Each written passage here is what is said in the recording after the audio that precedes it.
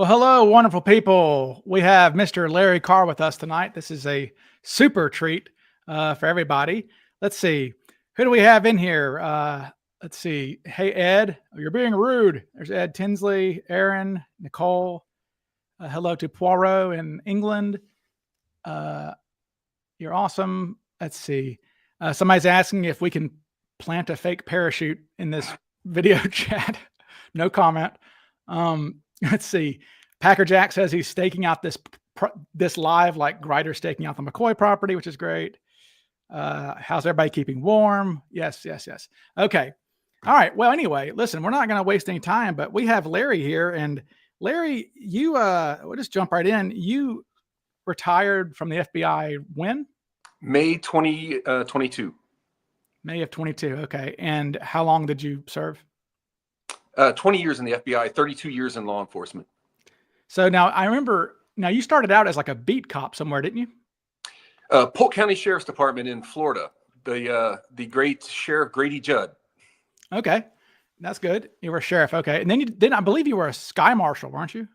Well, I went from Polk County. I served 6 years in Polk County, and then my wife's from central Minnesota. And so we were about to start our family. So we wanted to move from Florida and moved up to central Minnesota. And so I was a police officer and canine officer with the Sauk Rapids Police Department in central Minnesota. I went back to school, got my master's degree, and thought after 3 years in Minnesota, it was a little too cold. So we went back to Florida, back to the Polk County Sheriff's Department. And I served an additional 3 years, and then I joined the Florida Department of Law Enforcement, and I was on Jeb Bush's protective detail. He was governor at the time, yeah. And I did that for a couple of years, and then I joined. I put in my application with the FBI, and while that was, getting processed, I joined the Air Marshals. Yeah, and I remember you said that was a pretty sweet gig, right? Oh yeah. That was the easiest job I ever had. You fly first class. You don't care whether the plane gets there on time or not, just that it gets there. Yeah. You eat your lunch. You spend the night at a nice hotel. You get the Hilton points, and then you fly home. Do it again. And who's in charge of that? Like, is that TSA or what? Wait, TSA didn't exist at the time, did it? So I don't. Well, TSA did. So. Who was it? DOT. The FAA. FAA. Oh, okay. They were they're the ones that did the sky marshals. So Air Marshals started in the 1970s. Right. with all the hijackings that went on. Yeah. As Cooper did. And so they were under the FAA, and they were based out of New Jersey. And then after 9/11, and when the TSA was formed, then the TSA took. Okay, so you were under the FAA. Yeah. Yeah. Yeah, but I only did that for 5 months, and then the FBI called and said, "Hey, come join us." Great. Yeah, we've got some vortexy stuff there. Like you mentioned Minnesota, right? Cooper says Minnesota's fine country, which some people are like, it's not fine country, but I'm like, I've been through Minnesota. It's pretty. There's lots of lakes and things in the summertime. Well, I've spent my last 2 summers up there. I have a buddy that has a lake cabin up there, and my wife and I go up there for 3 months during the summer. Nice. Yeah, that's as Cooper said, fine country. And then of course Cooper was asking about air marshals. He asks Tina, he goes, the cowboy, the one passenger that Cooper talks to, people just kind of forget about. But for those who don't know, at some point in the flight, Tina is nervous about anybody coming back there. She's like, oh God, I hope a passenger never confronts me because this guy might get pissed. And sure enough, some people kept going to the bathroom next to them, and Cooper didn't seem to mind that. But then a cowboy who I've identified as Robert Cummings, I believe is his name. He was a passenger. I'm pretty sure that's him. He goes sauntering back there to Tina and says, "Hey, I need some magazines. I'm bored as hell." He had been on the plane for 6 hours. He and his daughter, he and his son and his wife had got on the plane at Great Falls, Montana, the first stop that day, or maybe Missoula was, but they'd been on the plane for 6 hours. And he's like, well, I need a magazine. And she goes, oh, okay, I'll look. And the thing is, the magazines were in this cubby hole directly behind and above Cooper's head. So like, it was kind of an awkward thing where Tina had to like, she goes, okay, I'll look. And she's looking around behind Cooper's head. And this guy just comes, he keeps talking to her and he comes wandering up and he's standing, right to, Cooper could have reached out and touched him, but he's jibber jabbering to Tina and doesn't even notice Cooper there. And apparently, according to George Labissiniere, the witness, he's kind of watching this interaction happen. He's standing in line to go to the bathroom and he sees this interaction happen. And he said Cooper was amused at first by this interaction, by this guy hassling Tina. Then the guy got a little too close and Cooper said, hey, go back to your seat. And the guy just ignored him and didn't even notice him. And what's funny about that is, Robert Cummings in his 302, he's one of the ones who's like, I have no idea what was going on. He's like, I don't remember anything about, any hijack or anything. So he didn't even notice this guy. But Cooper was afraid because the guy was wearing a cowboy hat. So we've called him the cowboy for a long time. And Cooper, when Tina sits down after giving him a New Yorker, there was no Sports Illustrated. She gave him a New Yorker. And Cooper says, if that's an air marshal, I don't want any more of that. And she's like, look, there's no air marshals on this flight. I mean, there's 36 people on this flight. Why would there be? Right. And I don't know if they'd waste their time on that, but, and I cannot imagine that there were that many air marshals back then to begin with. No, there weren't. As a matter of fact, right at 9/11, I believe there was 32 air marshals total. Holy smokes. Yeah. God, I don't know how many flights there are a day, but I mean, well, many thousand commercial flights in America. Yeah. I think they were intel driven. They didn't go on flights unless there was some information that said, hey, this flight needs to have some protection on it. And where are you from originally? Jeffersonville, Indiana. Oh, okay. Indiana. All right. So yeah. Jeffersonville. So are you, I think of Indiana, I think of, is it Peru or Peru, which is outside Indianapolis? And that's where McNally landed. He landed in, is that right?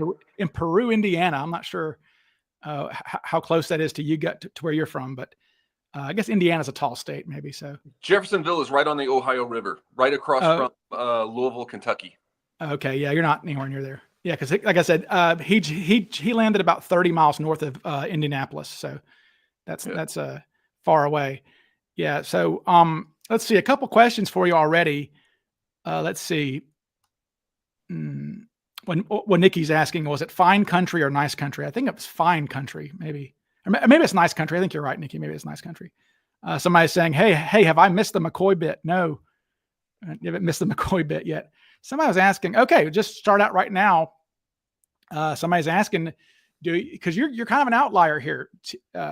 You still, I can go and answer it. I mean, this guy's asking, do you still believe that Cooper died that night? Yeah, I do. Yeah. Okay. Yeah. And that's a rarity, as I tell people, that you're the only one who I know of. And I've never talked to Ralph Hope, and I've not talked to Eric, your predecessor. But I've talked to several Norjack agents, and you're the only one who thinks that. The guys back then, they all figured he lived, because they were just like, something would have turned up if he had died. But as we know, as I discussed in my book that you've read, they found, so November of 72, hunters found the body of a piece of a body of a 16-year-old who went missing in November of 71. This is in Clark County, same county. They find this 16-year-old who went hunting and I guess fell in a ravine or something. And all they ever found of him was like the rifle somewhere and like a femur and like some ribs or something. And that was within a year. So a year later, nature took every bit of this person. So it's like I tell people, go walking in the woods, and how many like dead animals do you see? Like, not many. Well, yeah, I mean, it's such a large area to search, and we don't know exactly where he landed. Mm-hmm. If he was a no pull, he could have wedged in between rocks, or I mean. There was a couple of years ago when I lived in Snoqualmie, Washington. That's about 27 miles east of Seattle in the Cascades. There was a guy that jumped out of a helicopter and was a wingsuit flyer. Mm. And they watched him auger in. He never pulled his chute. And they sent the search and rescue teams up there, and they searched for 3 days and never found him. And they saw where he went. And then they saw where he went in. Okay. And now you're talking about a situation where we have no idea. Well, I mean, we have an idea with Cooper, right? We have a county. Yeah. I mean, there's all kinds of examples of weird things that happen. Yeah. You know?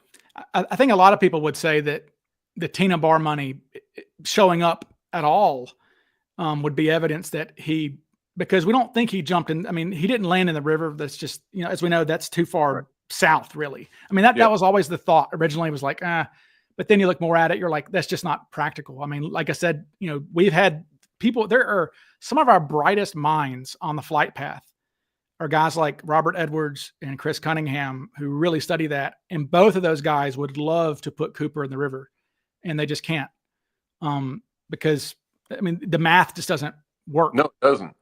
No. And I point out that the pilots or if you look at the map of maybe I'll try to pull this up. The map, if I have a map somewhere, if we look at the map for Cooper, let me do this, folks. Let me find my map here of the drop zone. Let's see, where is it? There we go. Yeah. So when they as they're approaching Portland, they swing around PDX. Now V-23 actually goes right over PDX roughly, but they do this big turn. You can see down there at the bottom, those like horizontal lines, like runways, sort of.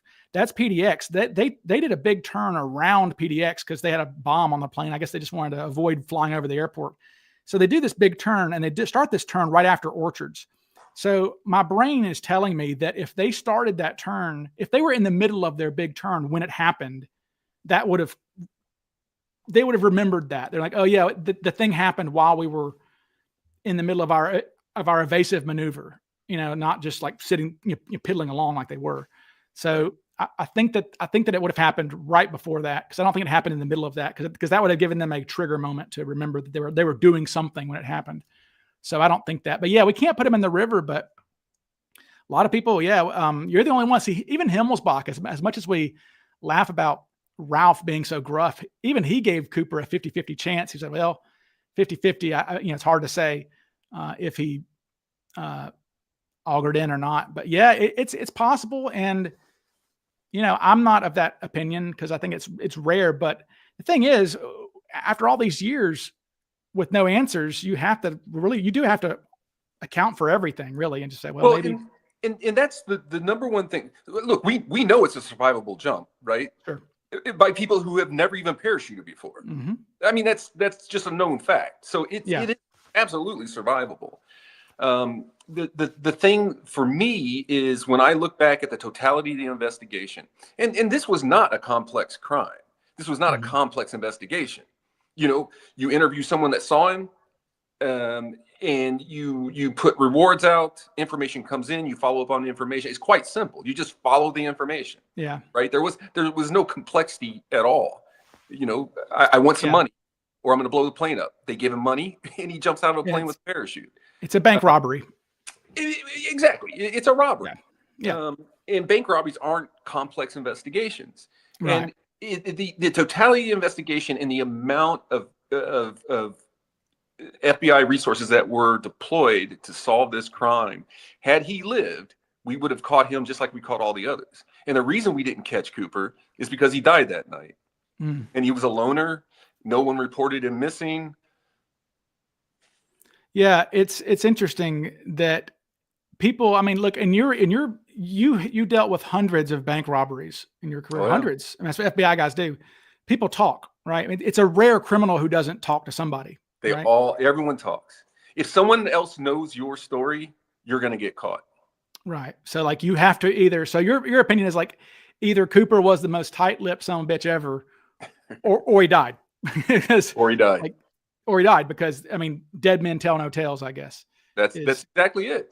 It's I did this for 32 years, and in 32 years, I've just never run into someone that committed a crime, got away with it, and kept his mouth shut. Right. Well, I guess you never, that's interesting. I mean, that's what people talk about, is that he just didn't, either he kept his mouth shut, and I guess that's really what I want to transition into, like, suspects. Like, people love suspects, and in your time, the ones that people know, that you dealt with were Barb Dayton, Gosset, and Kenny Christensen. And what is your, like, you were telling me earlier that you had spoken, let's talk about Kenny Christensen. You had talked to his brother? Lyle, yeah. Lyle, yeah. No, I mean, did he contact you or did you contact him following up on something? How'd that happen? No, he had contacted the author, Nora Ephron. Oh, okay. So this is how the totality of how Lyle came to the conclusion that his brother was DB Cooper. He was sitting up one night watching, I forgot the show he was watching. It had nothing to do with DB Cooper, but something in that show clicked his mind to say, well, my brother, when he died, said that he's got a big secret. And of course he worked for Northwest. Yeah. And Lyle conflated these two things, and that's how he came to the conclusion that his brother was DB Cooper. That's it. Nothing. That's it. That's the totality of it. Right. There was no, well, he was off that day, but in Portland, and here's the proof. Right. So it's not even a confession. No. Yeah. So it's like he just imagined it. He completely made it up in his mind, sent a letter to Nora Ephron, and I don't think she ever did anything with it. And I can't really recall how I became aware of it, but I called him to interview him, thinking there's got to be something to this. No, there is nothing to Kenny Christensen. It's just him putting things together. The whole Kenny Christensen thing was Lyle kept talking and telling his story, and eventually a reporter reported on the story. And, Kenny Christensen was born as a suspect at that point in time. It's lunacy. Yeah. Well, and also, what's dumb about Kenny to me is, I mean, if we're talking about bank robberies, like Kenny basically robbed his own bank and then continued to work at that bank for 20 years. That's another thing that's ridiculous. So he robs the place. So I don't know if people know this, but flight crews aren't just flight crews and they are the crew all the time. Every flight you're with a different person. Yeah. And so why would he take the chance that he would have flown with someone? Right. It just makes no sense. Even from the very beginning, I dismissed it. Right. Yeah. And another thing is Kenny's 5'8". It's very clear that Cooper was 6 foot. Well, do an experiment for yourself. Find a friend that's 5'8" and find a friend that's 6 foot and stand them back to back together and see if you don't notice the difference. It's shockingly different. Yeah. I mentioned this before about height, is that Tina is 5'8". Now, because they asked her in the FBI, like, how tall are you? Because they want to know, and she says, I'm 5'8" or whatever. And, Tina's first description was 5'10" to 6 feet tall. Then she amended it to 6 feet tall, or maybe I have that backwards, but regardless, in her two interviews, she says 5'10", then she goes to 6 feet tall. And Alice Hancock says 6'1". Hal Williams says 6'1" plus. Flo Schaffner says 6 feet tall. So basically everybody who had a reason to pay attention to this guy said he was tall.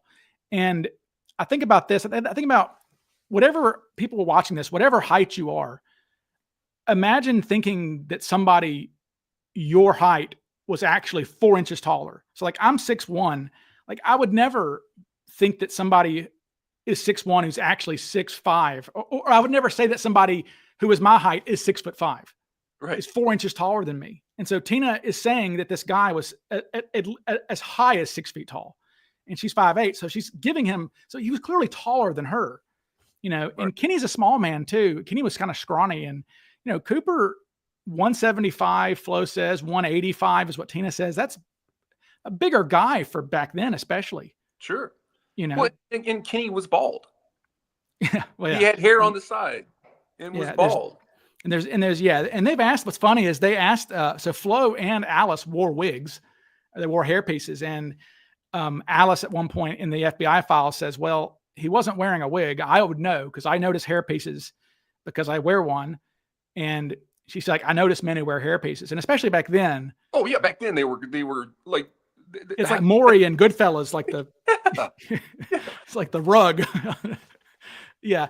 It's funny. Like people talk about that oh, Cooper wore makeup and all this other stuff. It's like when criminals wear makeup, it's like McCoy's makeup, which was dripping off his face Right. and was obvious.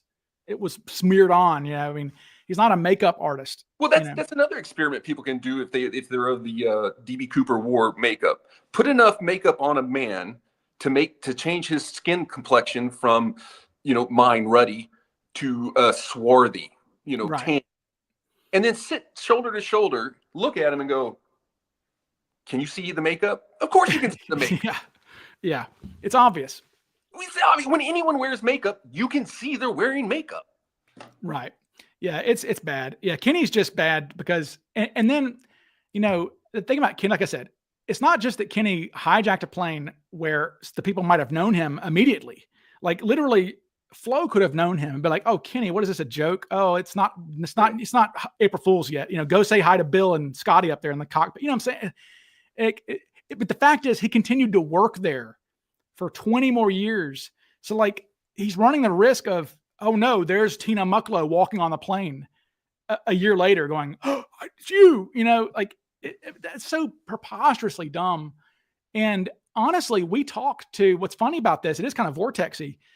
We talked to a stewardess, myself and Pat Boland and I think Mark Meltzer and Tom Kay. We met a stewardess at the Museum of Flight last year who had worked for Northwest. She actually knew Tina and Alice and Flo. She knew all of them. She was there back then.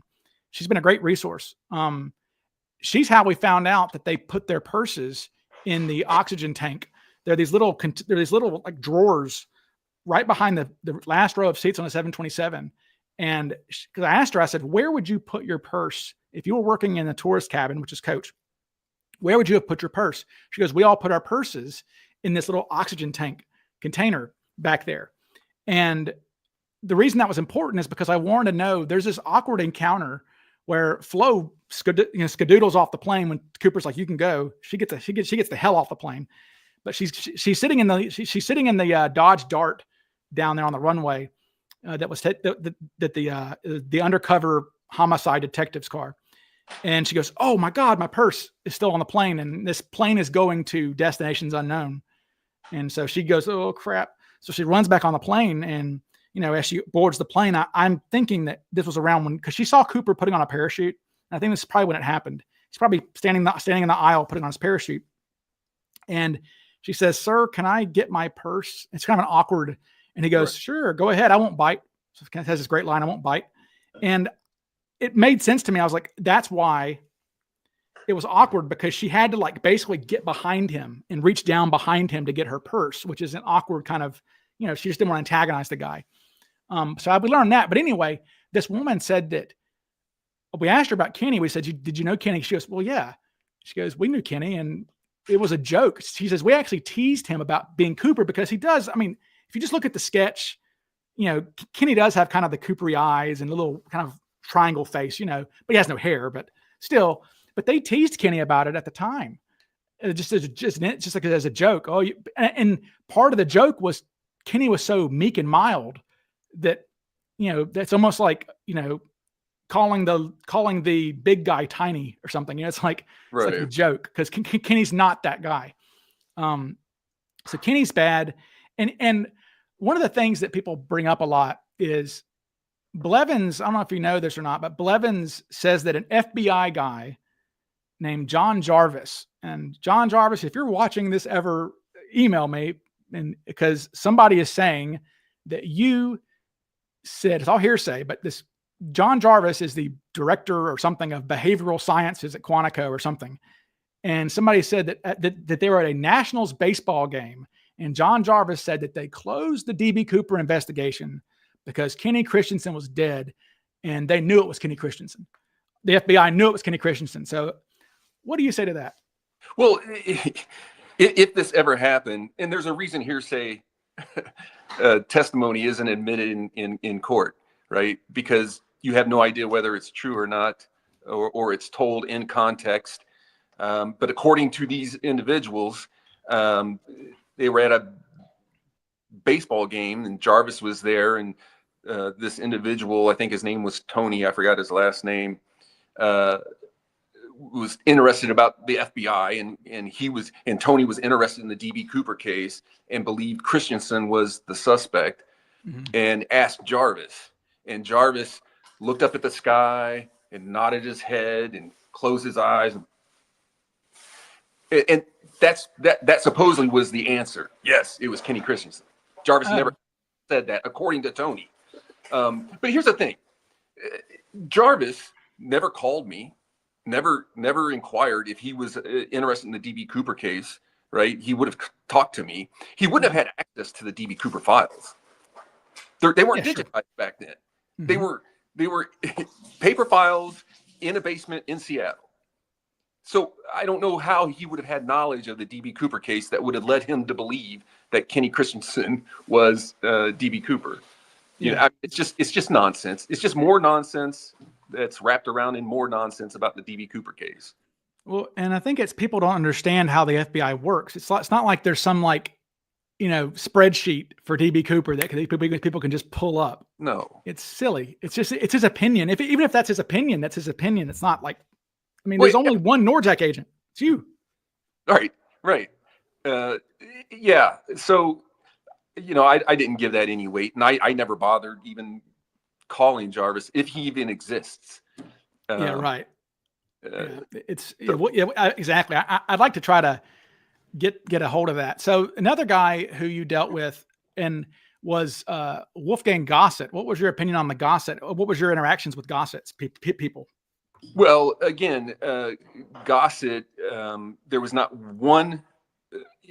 There was literally nothing connecting him to the crime other than his son saying, "My dad showed a picture and says, 'Hey, does this guy look familiar?'" Well, if you take the DB Cooper sketch, there's probably millions and millions of people that resemble it, right? It's not a picture of the suspect, and like so many people just look at that sketch and that is the picture of the guy as he got on the plane, and this is what he looks like, and it's not. It's a sketch made up from the memory of what four different people. 9, I would say, yeah. Okay, 9, but still, mainly the 4 people that actually dealt with him the longest. Yes. Anyway, so it's not a picture, and again, you could squeeze millions of men into that look. And which one? Look at this. That's exactly. That's that's 4 different men. I'd say. Take your pick. Yeah. Right? So which one can he look like? He doesn't look like the middle bottom one, but he looks like the top right one. Therefore, he's DB Cooper, right? Yeah, it's silly. Yeah, as I mentioned, there's features that we like about Cooper, but yeah, it's not a photograph. And go look at police sketches. It can be roughly accurate, but yeah, there could be a resemblance. So when you have the actual guy and you have the evidence, then this is a piece of circumstantial evidence that weighs in on a case that has actual real, solid evidence. Well, did you guys use in bank robbery in the 2000? I guess there still are sketch artists, obviously, but did y'all have like a dedicated sketch artist in the Seattle office that was his job? Yeah, we had a sketch artist. That was his job, or was he an agent who also drew? Yeah, no, that wouldn't have been his job. It wasn't. Okay. So it's almost like you have extra training to be a sketch artist if you're good at it. And when I was there, the sketch artist we had was actually a King County deputy that had been, deputized by the federal marshals and worked on an FBI task force. In fact, he was on the bank robbery task force that I ran. Okay. So it's kind of an outsourced job a little bit. We always look at the people that the local law enforcement that come over and get deputized as U.S. Marshals and work the cases. We think of them just another agents, Yeah, so I see. And Gosset also. So Galen Cook was an attorney who was big into Gosset. He contacted you a bunch, right? I'm very well aware of Galen. Will he just email you and call you, or what? Call, email. And we kept telling him, it wasn't this guy. Bring me something that I can actually follow up that links him to the DB Cooper case, and then I'll take a look at it. But as it stands now, and I don't think, as I recall, Gosset was short as well. I think so. Yeah, 5'9"ish. Yeah. Right. So still, stand a 5'9" guy next to a 6'1" guy. It's obvious. I mean, when you actually look at it, like, people think in their minds, well, it's only a few inches. No, when you actually see the people together, it's very obvious. Yeah. But anyway, so Gosset had a lot of problems. I did interview a couple of people, and this is a long time ago, so it's not fresh on my mind. But what I learned was he was a compulsive liar. He was a compulsive gambler. I mean, he just had a number of problems. And so, it's kind of like almost a Dwayne Weber situation. Dwayne Weber was a known liar, thief. So anyway, these confessions that are told, secondhand. How did Joe Weber bother you a lot? Oh my God. Tell me some Joe stories. Do you remember any? The one thing, so here's an interesting, remember, what is that? The drop zone. Yeah, of course. And then I when I got the Cooper case, I thought, oh, I'll go on the drop zone with a nom de plume of secret. Yes. Secret. Yep. And so anyway, I eventually just came out after like a week and go, hey, I'm the case agent, and I'm here to, kind of clear up all these misnomers about the case, misinformation, so that hopefully when we get the right information out, the right suspect will fall from the tree, and we can actually conduct an investigation and solve this case. That was the whole point. And Joe Weber was on there, and then she just started contacting me, emailing me. I mean, this went on for over a year. Well, it actually went on for 10 years. Sure. But so when I kept telling her, listen, there's nothing that links your husband to the crime, nothing at all. And I guess in some way, maybe he was, but we can never prove it with what you're doing. Yeah. And of course, I didn't think he had anything to do with it at all. But she got so mad at me, she called the ASAC, and the ASAC was like, he hated the DB Cooper case, and he hated all the attention that came in. He didn't like the attention that I was getting from it. And this was just one thing where he came down and said, no more. Oh, I don't want to get another goddamn phone call that I just got from some wacko, blah, blah, blah, blah, blah, blah. And so you're done on the drop zone. Oh, so she was the catalyst for you being in trouble. Well, had I had the support of this one individual, it wouldn't have been a problem. But he was looking for anything, any little thing. It was just it was a conflict. It was a conflict there. Yeah. Interpersonal issue. Okay. Yeah, that's politics. I mean, that's just job. I mean, the FBI is like any other office job, right? I mean, there's interpersonal issues and 100% chains of cuts, ladders of. Yeah, it stinks. Yeah. Somebody says, here's Oracle of Delphi is a weird question, but Larry, when did you start pole vaulting, and what was your best vault? So I jumped 18.2, and that was back in the 80s. So I was ranked third in Division I, and seventh overall in the U.S. That was my highest ranking. Wow. I was a two-time All-American at Florida State. Right. And I started pole vaulting. It's interesting. So in the 8th grade, when I had to go to the bus stop, there was a big ditch. It was probably about, 8 feet wide, 10 feet wide. And I didn't want to have to walk all the way around, because water was flowing through it. I didn't have to want to walk all the way around, the ditch to get to the bus stop. So I put a tree in there, a dead cypress tree. And then I would run, grab it, and then vault across the ditch. Yeah. And then, I loved it. So I jumped back and forth. And then one day I built standards in our backyard and put a bar up, and I had like 3 old young cypress trees, and just started pole vaulting in my backyard. Trees.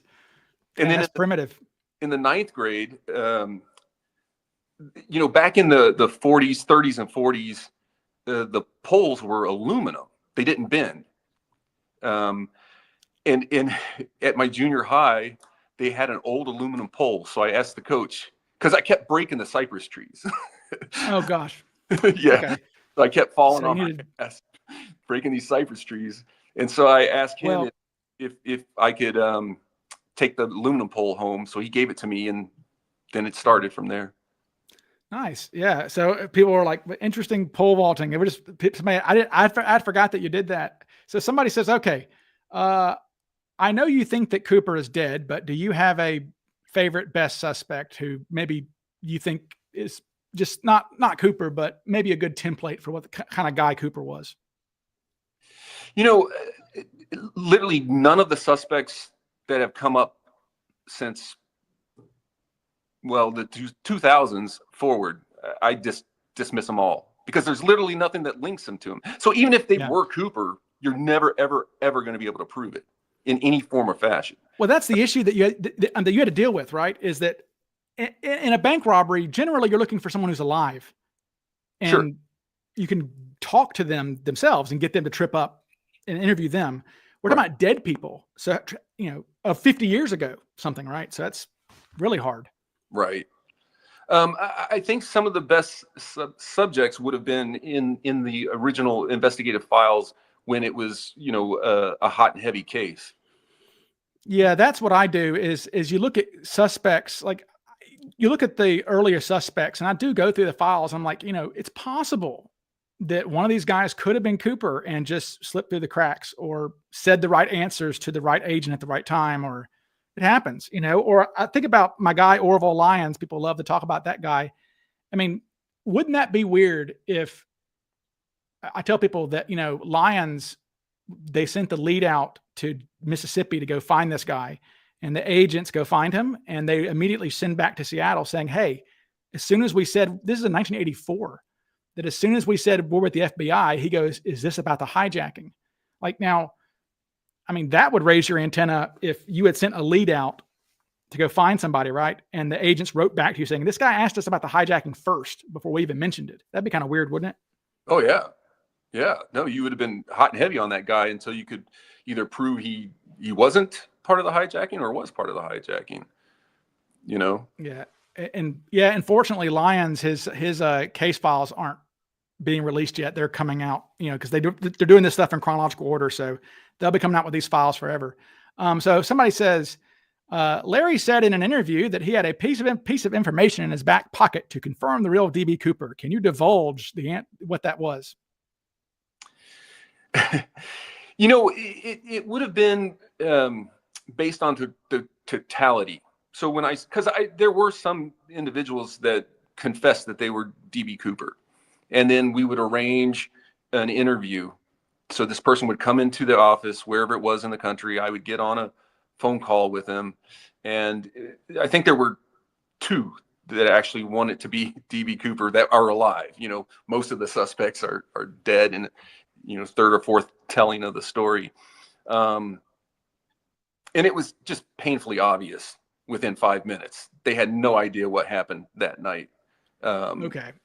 And so what I was referring to is kind of the totality, but the little nuggets, like, what did you do when you went to the bathroom? That's not a well-known fact about the Cooper case, especially back then. I think I only mentioned him going to the bathroom when they landed in SeaTac. He went into the lavatory for several minutes, and I mentioned it. Someone asked me, "What do you think he did in there?" I said, "I don't know, but he probably came out a pound lighter." Yeah. Well, he's a middle-aged man. He probably went to take a leak. I mean, it's like, what else do you do in the bathroom? I think he was. Well, it's like people say how calm he was, right? I mean, in your interaction with criminals, and I guess that's one area where you and I overlap, as I deal with criminals as a former prosecutor and as a criminal defense attorney. I mean, criminals, they're generally nervous, even if they're look cool, they're scared. Right? Absolutely, yeah. I mean, Cooper would have been afraid, surely. Oh, you hit it because the consequences is if they get the evidence And I always found it kind of amazing how often people, even hardened criminals, confess to a crime. When I was a detective, I worked a lot of burglary cases, and a lot of times when we get a suspect, we didn't really have much, but within a couple of hours of talking to him, kind of doing what we do, I was always surprised they confess. Yeah. It's just something about human nature that when you have this stress in your head of I've done something wrong, even a hardened criminal ends up wanting to feel better and take that psychological stress that he's been put under and get rid of it. Well, do you remember that show? There was a show called The First 48, where they would usually had cameras in like interrogation rooms, and those guys will always break. Yeah. It's amazing. It's weird. Yeah. So it's probable that if Cooper lived, I doubt he was ever talked to by the FBI. And, just like the number of people Cooper could have been is millions. So, we're just guessing at this point. But people are asking about that. Okay. The other one. So it's funny. You never assigned anybody a subject number. You never got a suspect good enough, I guess, to even earn a suspect number. Is that right? Well, yeah. I mean, you think about it. The whole premise of me reigniting the case in the public eye was to get something new. There was so much missing in the whole goal of going on Drop Zone was getting out the real information to kill the disinformation. So if I would have given credence to a suspect where I knew they were not Cooper, but I went ahead because someone brought them forward as a suspect and gave them a file and started working the case, it would just put more disinformation in the case, which I was trying to stop. So I wasn't going to put anybody. It's just like the Amboy shoot. I was excited because I don't know if many people know this. Boeing worked up a map with the most probable landing zones. If he jumped here and pulled early, given the conditions of the night, you follow the line, he would have landed right here. And the Amboy shoot was right on the end point of the line of a high pull on one of the exit points. And so I was like, oh my God, this is amazing. Well, when I got down there, I jumped in my car, I raced down there. It was obvious that this was not D.B. Cooper's parachute. And so I recovered it. I brought it back and I was like, well, now what do I do with it? I didn't, try to get it out into the media. It was a mistake that it got into the media. Or what happened was, so I had this parachute and I didn't want to put it into evidence, right? Again, giving it credence. I see. Right. Yeah. And we have a big problem. Every field office has a big problem with storage of evidence, right? It comes in by the hundreds every day. You think about how many agents in different cases and different squads are collecting evidence off of search warrants that are doing. Every day, evidence is coming in. Well, at some point, the evidence has to come out. Yeah, sure. And I was really sensitive to that because as the bank robbery coordinator, I had just led a 3-month effort to return bank robbery evidence. The bank robbery squad before I was running it, they just for almost 10 years, collected bank robbery evidence, everything. If they arrested a guy out of a hotel room, they cleaned out the hotel room, threw it all in evidence, and taking up so much space that it took 3 months of solid work of, I think I had 20 agents working on it to get that evidence out of evidence. So I was really sensitive to putting things into evidence that had nothing to do with the case. So anyway, I had taken the parachute and I parked in, the the office garage, and I just had it laying in my parking space, against a wall, and trying to figure out what I was going to do with it. And that same ASAC said, I'm tired of driving by this every day I come to work. Do something with it. So I got in contact with, the parachute guy. Cossey. Thank you. I'm getting old. So I got in contact with Cossey. I went out, interviewed him, showed him the parachute. He confirmed it absolutely has nothing to do with the case. In fact, we took the serial numbers from it. It was an old World War II parachute. It was silk, not ripstop material. I mean, it had nothing to do with the case. I'm sure what happened is the previous owners of the home kind of used their home set up on a high hill, and apparently they just threw their garbage down the hill. Oh, and it formed a big garbage pile over the course of, I don't know how many years they did that. I guess he didn't pay for rural trash pickup, so they just threw it down the back of the hill. That's it. So I think probably what they got this thing, the previous owners of the home got this thing from a army surplus store and used it as a canopy to shelter something or try to keep it dry. Yeah. Whatever. I feel like there might have been some thought too that there was a pilot during World War II who did bail out somewhere near there, and they thought that might have been it too. But more likely, could probably just bought at a store like everything else. Yeah, the way it was mixed in with the garbage, like it wasn't buried. It was described to me that it was buried, and he uncovered it because he was getting rid of the trash. He had a tractor, and he was down there digging out all this trash, and that's how they came across the parachute. But it was in the trash. It wasn't buried in the ground like it was described to me. Like someone would think, oh, he buried his parachute, So anyway, Cossey confirmed that it wasn't the chute, and then I threw it away because the people didn't want it back. Right. Yeah, we see that a lot in the FBI files when people bring in harnesses and things. They're like, "Is this Cooper's?" And they go, "No. What do you want us to do with it? Just get rid of it." They're like, "If it's not from the case, I don't care." Right. Yeah, that's and even Amboy is, as we know now, I mean, and that was probably before you even, because you eventually came around late in your tenure. You started kind of thinking that Cooper jumped further south than they thought. Right. Yeah, that was the farthest north. It was the very first potential exit point on that map. And I came to the conclusion of the plane being further south and on the far eastern edge of Victor 23, it's the money discovery. I see. Because that's what they. Well, basically it's in the FBI files that they talk to Eric Eulis, disparages this guy, this unnamed guy in the Portland Tower, but it's like the FBI is not talking to some nobody at the Portland Tower. They're talking to like the guy who was in charge of it. But sure. He said that as it approached Portland, it was, I think he said 1 or 2 miles east of the center line of V-23. So it was like the opposite of a Western flight path. It was even further east, even a little bit. Right.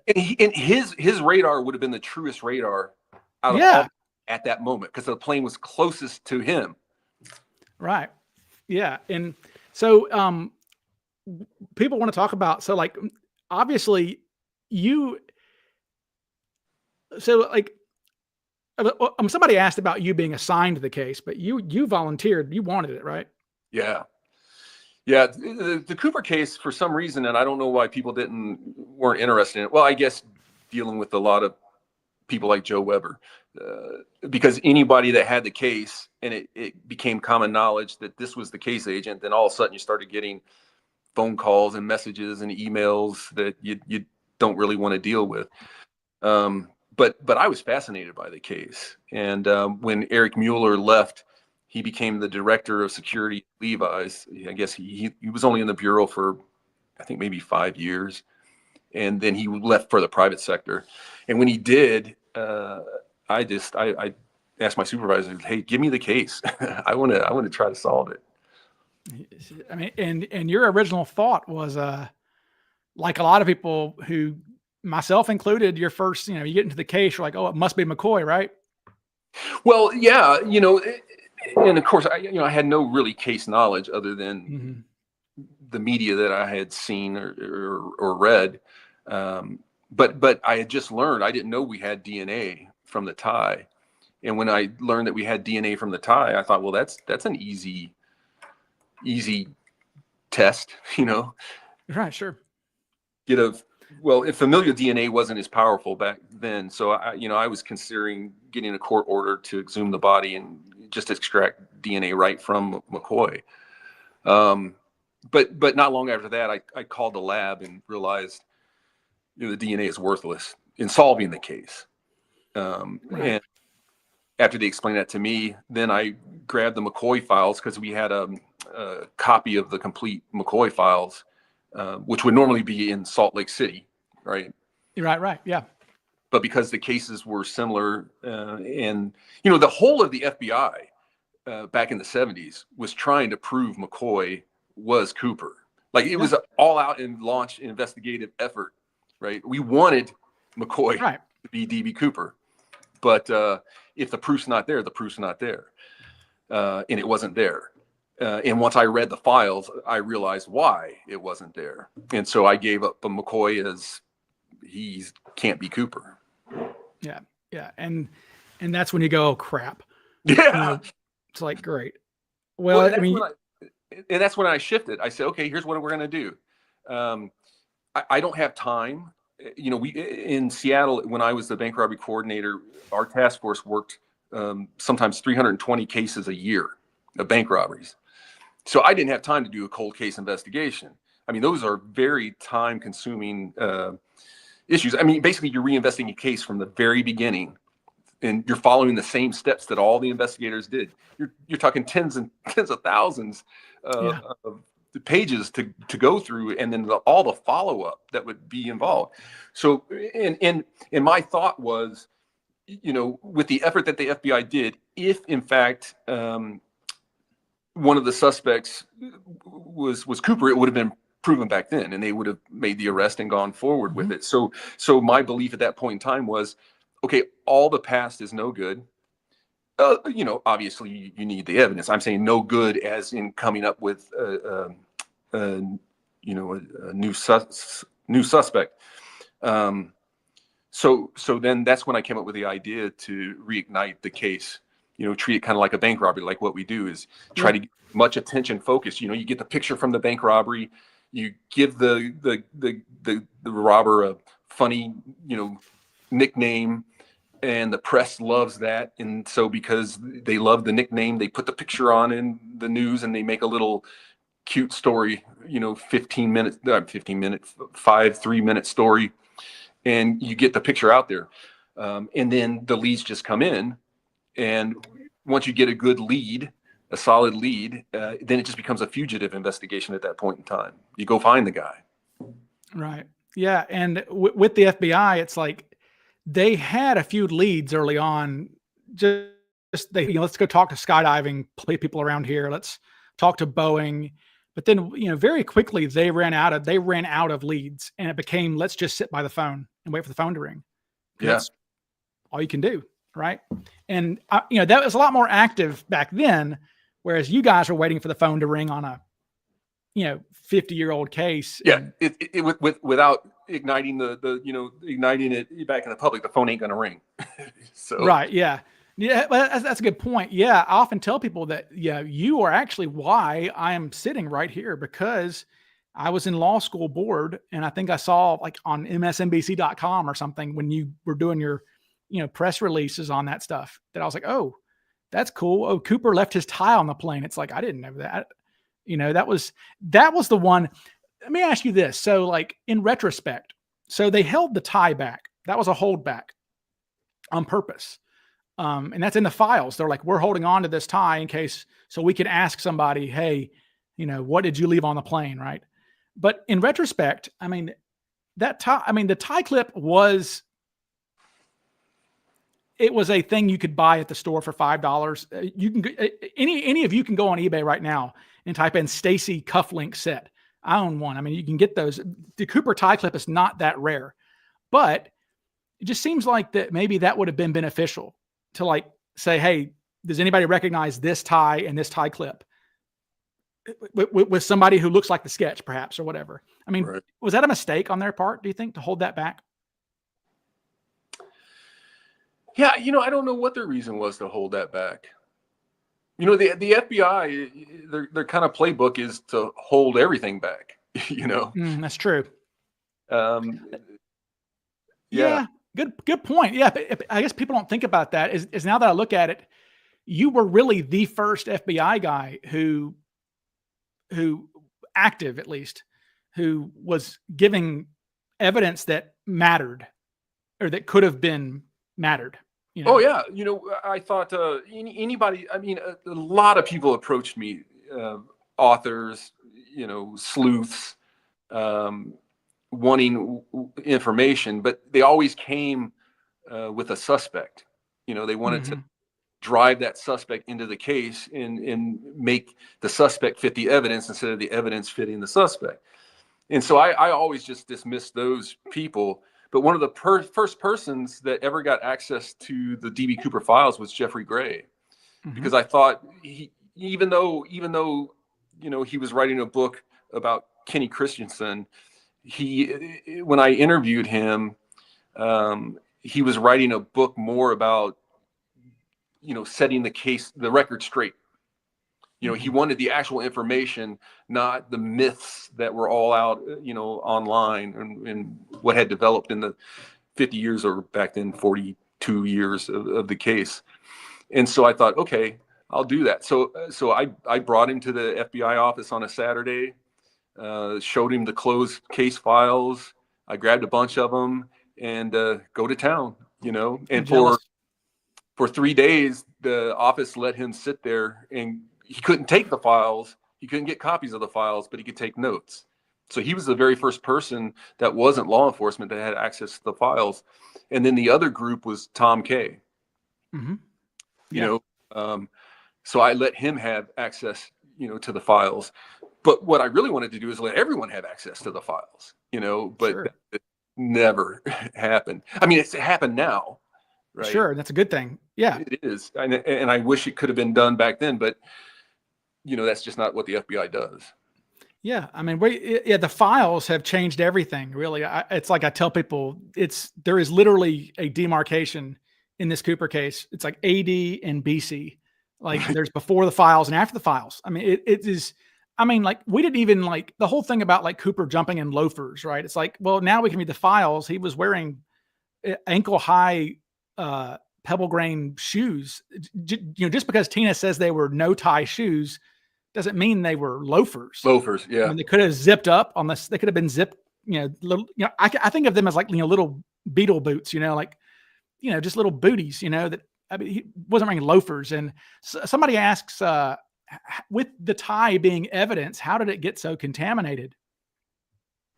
The tie. Well, the tie wouldn't have been. So you have to understand the tie was collected under the best practices back in 1971, and they no way reflect what the best practices are today. And the tie was handled, sent to the lab. It was processed as much as they could process it back then, and then it was returned. So no one had any idea that preserve it for future DNA tests. It's like, what the hell's that? Yeah, right. I mean, they weren't prescient. They couldn't, it's like, that's like modern revisionism. It's Sure. like, oh, wow. It's in the future, people are going to think we're barbarians because we ate with forks. It's kind of like that. I mean, that tie was passed around. I mean, they took that tie to 3 different pennies. They took it to the pennies in Vegas, Portland, and Seattle. Like, did you sell this to somebody recently or whatever? I mean, that thing was just, passed around like the proverbial joint at the frat party. They didn't, just because they didn't care. I mean, once the lab took their swipe at it, it was just a tie at that point in time. I mean, it was evidence, right? But it wasn't, evidence like today where, you're preserving it for DNA. Right. Yeah. Somebody's saying, okay, so everybody keeps asking, and I'm like, I know Larry doesn't have an answer. That's why I didn't want to ask it. But like, People are saying, what do you think? What is your theory on Tina Barr at this point? No, I do have a theory on that. Oh, do you? Okay. So, and the Portland radar guy is really, a key figure in my theory. And here's the thing. In my 32 years of investigation, there's no complex crime. It was just opportunity. I mean, maybe they planned it, but opportunity came along and they took it, right? There's no, I worked with this guy who, like all the conspiracy stuff. It's just straight simple. Hey, I was going to rob this place, so I robbed it when it looked like it was the best time to rob it. Mm-hmm. And because the money ended up in a ditch 10 miles away, well, it fell out of my car or whatever, and it just ended up there. Occam's razor. The simplest explanation is it. The least people you have to involve in it to make it work is probably more likely what happened. Because the more people you put involved in getting it to some other place, anyway. So under that theory of Occam's razor is in the Portland radar individual, the plane was 2 to 3 miles east of the center line, bailed out near Orchards as soon as he left. And we know this happens, right? Mm-hmm. Think about this in World War II. The paratroopers jumped with leg bags. Yeah. And I don't know the exact number, but something like over half blew off. Yeah. Right. And we know from Cooper's, the people that emulated his crime. McNally lost his money. Yeah. Right. And we know how Cooper tied it to himself. That's not secure when you're jumping out in a 200-mile-an-hour wind. So anyway, I don't trust it. Right. So I'm going on to just say, as soon as he jumped, the bag blew off. He lost it immediately. As soon as he hit the blast, that was it. It just ripped right off. And Cooper tumbled, went in. The bag was close enough to the Washougal watershed. And I forgot the year that it flooded, but there was a major flood that came through the Washougal. And I think the bag stayed intact, got caught on a snag. The snag floated out into the Columbia River and just kind of made its way to Tina's bar. The bag starts decaying as it goes along. It hits Tina Bar, tumbles a few times. A couple of bundles fall out. The bag continues with the snag out into the Columbia River again, never to be seen. To me, you don't have to put any other person involved, right? It makes no sense to bury money at Tina Bar. None.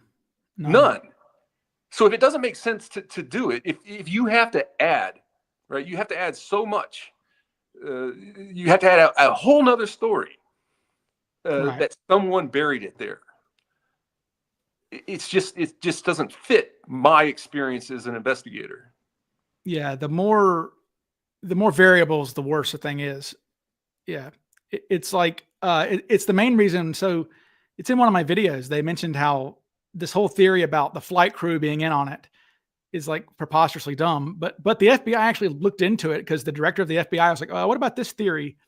And they said, "Well, there's 6 of them who would need to be complicit in this, and you're not ever going to have a conspiracy with 6 people where it's not very quickly, caught. These people. I mean, right? You have these young girls on the plane. They're going to go along with it. Yeah. Well, it's dumb too. If they did, they're going to weather an interrogation, right? No, and it's so stupid too, because especially the things about Tina being in on it too, because people forget, like, they say, "Oh, Tina was in on it." Well, but Tina wasn't Cooper's first choice. It was Flo. If Tina was in on it, he would have just handed her the note first and not had Flo freak out and run up to the cockpit, So, yeah, I don't think so. Yes, some people are saying that they think the money was thrown from the I-5 bridge.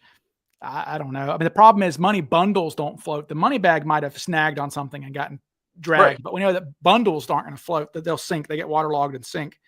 So the money wouldn't have floated, but well, people and saying, the bundles were kind of together when they were yeah, found. yeah, it was rubber banded together. Yeah, it was a bundle, but they're not going to float. They're going to sink. But like you said, the bag may have been dragged on something, possibly.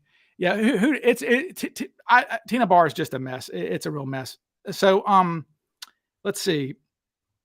Where is it? People are just asking about the cigarettes and the hair slide and stuff. Well, we know the cigarettes are destroyed. See, you didn't know that because you can talk about this. Like these days, people like myself, in a way, have more power at my fingertips than you did because I can look up butts, Butts, in a search engine on my thing and find every FBI file about the butts. You couldn't do that. You had to do that manually. Yeah. Yeah. And they're all disorganized, the files, a lot of them, right? Well, there's a filing system from the days of old. I never bothered learning it. So, my method of searching is I knew where some main files were with all the information. But yeah, to find all the files on the cigarette butts, I'd be down there for days pulling random files and thumbing through hundreds and thousands of pages to find one. And what you did is make a searchable database of everything that's been released. So you're absolutely right. Yeah, this is y'all's system y'all had. I mean, it was the files were categorized a little bit. Like people might not can see that, but I mean, if you go through the FBI files, you will see numbers and letters written on the files every now and then. Like, you'll see G written on something, which is for evidence, or witnesses, HH, or HH is going to be down there at the bottom. It says, demonstration of photos. So witness displays, it's kind of, the experimental jump and maps and things. So, but again, it wasn't, we're finding nuggets of things in like page 45,205 or something. It's like, oh wow, that should have been like, and it's like, if you couldn't have gone through every single file, that would take forever. And it's just difficult. It's like with the parachute thing. We can talk about that now with the McCoy Grider thing. It's like, he is hanging his hat on the fact that FBI agents came and picked up this parachute. What does that mean to you, that FBI agents in North Carolina picked up his parachute a year after he found it? Yeah, well, interesting enough, I had just retired and I was at my parents' house in Florida, and he called me and said, "Hey, I found DB Cooper's parachute." I'm like, "Really? Tell me about it." And he said, "Yeah, DB Cooper was McCoy." I'm like, "Whoop, stop right there." End of story. And he wanted to fly me up. He was going to do this whole big thing where he was going to show me the parachute, the former FBI agent, case agent. And, I told him, I said, "Listen, Dan, I'm not coming up there. I don't know what you're doing, but McCoy is not Cooper. You didn't find his parachute. I don't know what you're doing, but I'm not going to be involved in any way." And he just kept pressing, and, "Oh, I'll buy you lunch. It's just 6 hours of your time." I'm like, "No, I'm not putting my name or face to any of this. I don't know what you're doing, but no." And of course, then he became a big bully, and I ended up telling him It's his style. Yeah, he's calling me a lousy agent, and how could I? I'm like, "Whoa, dude, lose my number and never call me again." And that was my last contact with him. But for me, it stops. We know that Cooper jumped with an NB6, a Navy backpack 6. Dan found an Air Force rig. Stop right there. Yep. And there's a million other things too, but for me, just done. We're done. Yep. D rings. It's like, Cooper famously didn't have D rings. This isn't complicated. Like, it's not. I mean, he's bitching about the D rings. He's like, "I have no D rings." And again, that's the whole mystery about this dummy chute or whatever. It's like, well, he couldn't have even attached it. So why isn't it in the plane? Because he couldn't even have done anything with it. Which is why he opened one of the reserve chutes. He didn't care because he couldn't use it. And so this is funny. 180 miles an hour. No, dude. It says, "Neither one of you know a thing about parachutes. Watch my video, dude. No way." And also, this is the same guy who says he used a flight plan form to write a note to both crews. "Hey, wake up." False. dude, that is false. So you are regurgitating lies from the real McCoy book. Okay. They could get away with lying about that because these are people who never thought the FBI files would see the light of day. So you can get away with all kinds of grifty McGrifty stuff when you don't know that the files are going to come out eventually and call you on your bullshit. And so they wrote in that book that, Cooper used flight plan forms to write his notes. No.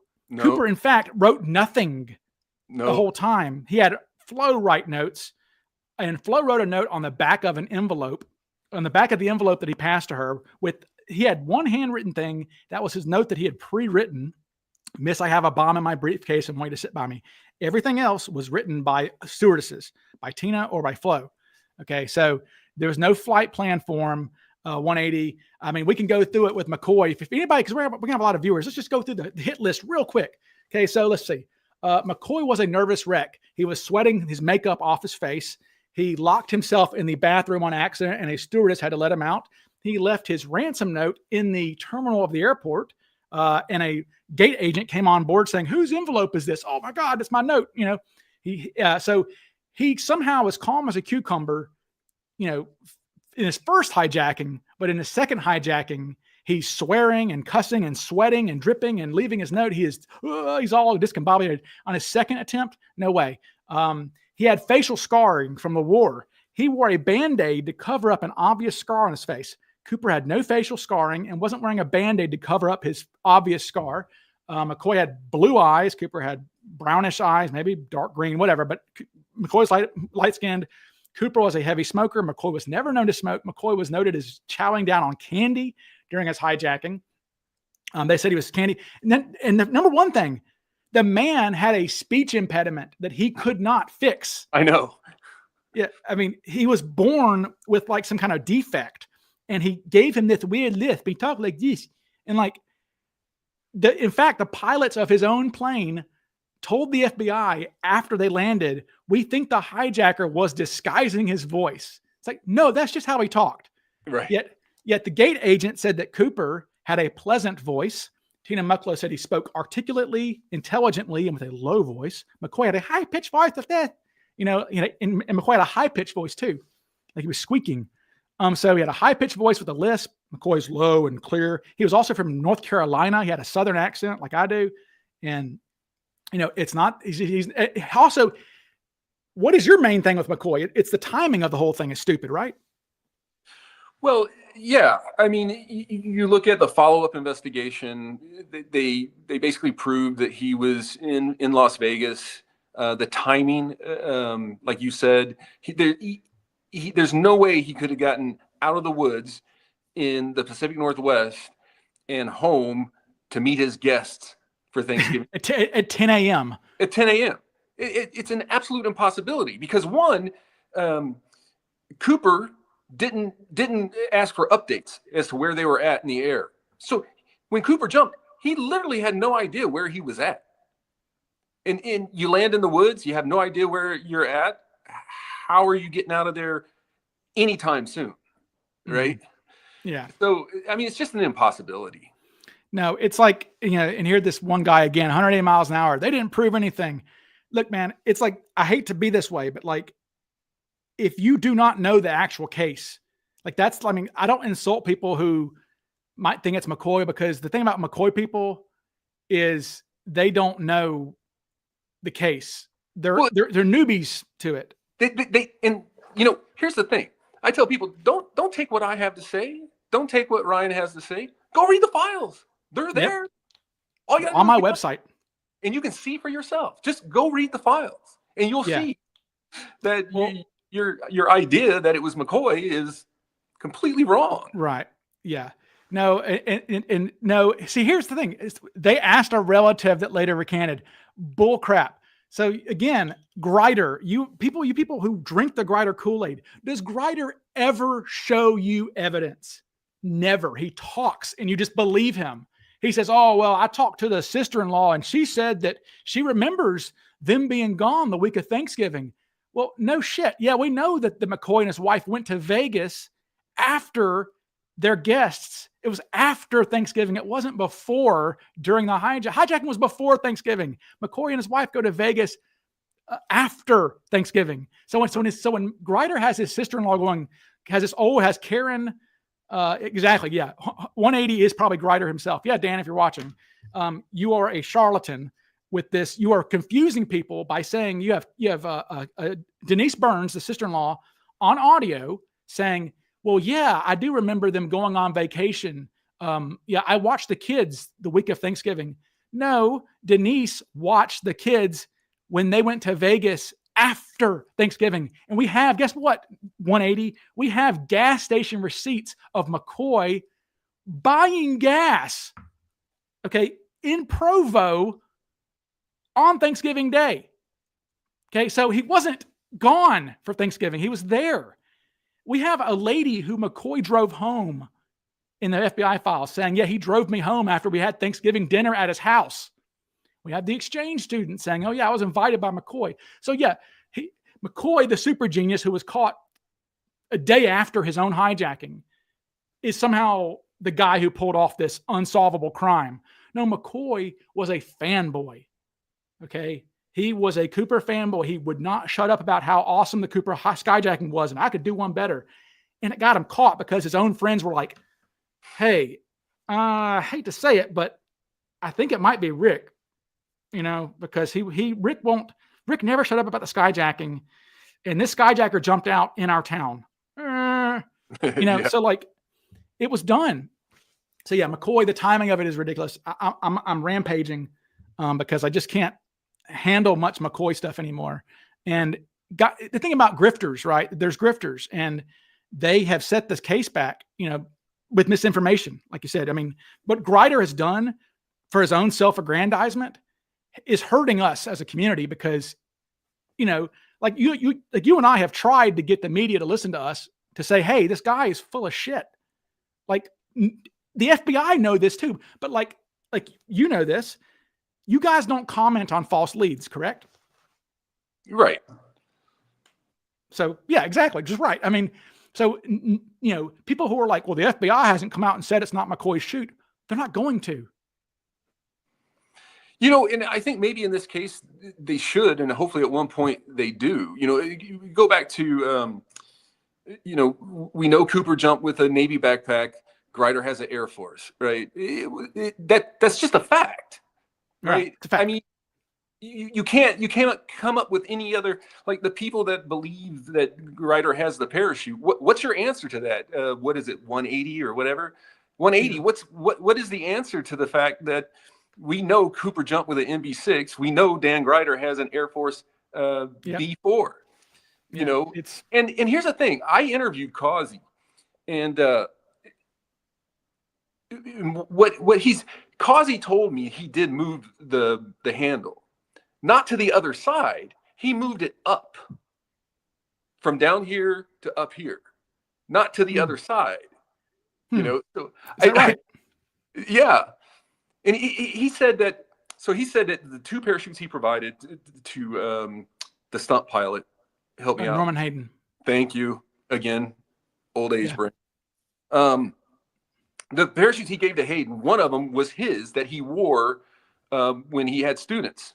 And that's the reason he said he moved the handle. He didn't want someone to grab onto him and fall out of the plane and pull his parachute while he was still in the plane. Wait a second. So hang on. Time out.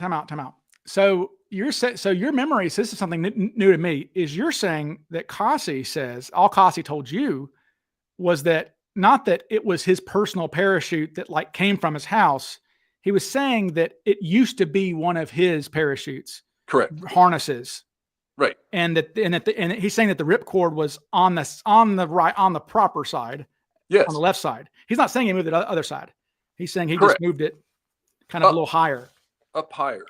Oh, okay. And that changes things because, okay. So he's saying that it was that the harness at least came from was one of his old harnesses, just some junk that he gave Hayden. Okay. Because see, that was the thing is we used to talk about how dumb it would be for Cossey to provide Norman Hayden with a parachute that is somehow difficult to use. But again, no, I mean, it was on the same side. And again, ripcords, I mean, it's like somebody says you only have the rest of your life to figure out how to pull a ripcord. It's like, generally you can do it. But yeah, now Nicole is in here saying, yeah, Grider has a Frankenstein parachute, a car with no engine. Like that's the analogy I use, is if, Earl Cossey and I'll say it, briefly, people get mad at me, but like for people like 180, because we have a lot of new viewers and stuff, if this was a getaway car instead of a parachute, and we know from the owner of the getaway car that they said, hey man, can we borrow your car? We got to give it to this guy. We'll pay you back, whatever. He goes, sure. Take my Ford Mustang. And he tells the FBI, yeah, it was my Ford Mustang. I've had it since May. They go interview the guy who sold it to him. And the guy says, oh yeah, I sold that to him in May of 71, that Ford Mustang, basic model Ford Mustang. Even in the 2000s, when Cossey's being a little weird, Cossey says, oh, it was a Ford Mustang. Dan Grider finds a Chevy. Yeah. And is like, this is it. And it's like, no, bro. Like, you found a Chevy with no engine as well, right. Because as I pointed out in my video, it's missing like components. Like that parachute was never jumped.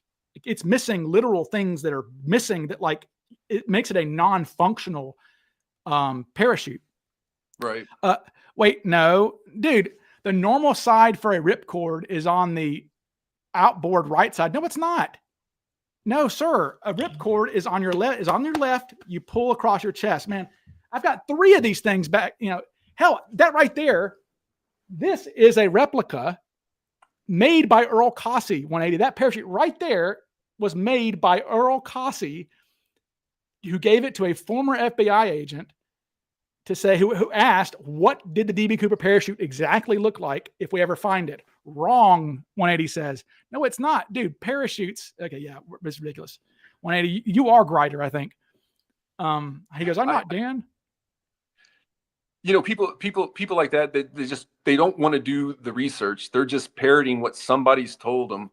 And it does drive me crazy because, back when I had the case, yeah, I only had the case file. So people would have to believe that I'm telling them this is what's in the case and you can believe me or not.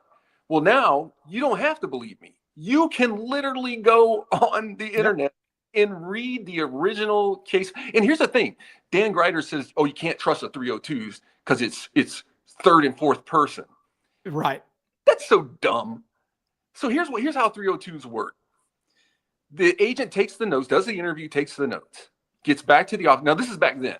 Agents didn't type up their own reports. They give an audio tape of the report, how he wants it to read. A stenographer types up the 302, hands it back to the agent. The agent reads through it and approves that this is, in fact, what I wrote, what I talked into the tape recorder. And then they both sign it. The stenographer and the agent, they sign the 302s. But that's not the end of it. A 302 doesn't stand on its own as a piece that can be convicted. The witness would have to get on a stand and testify to the fact that, yes, that's what I said, exactly what the agent wrote.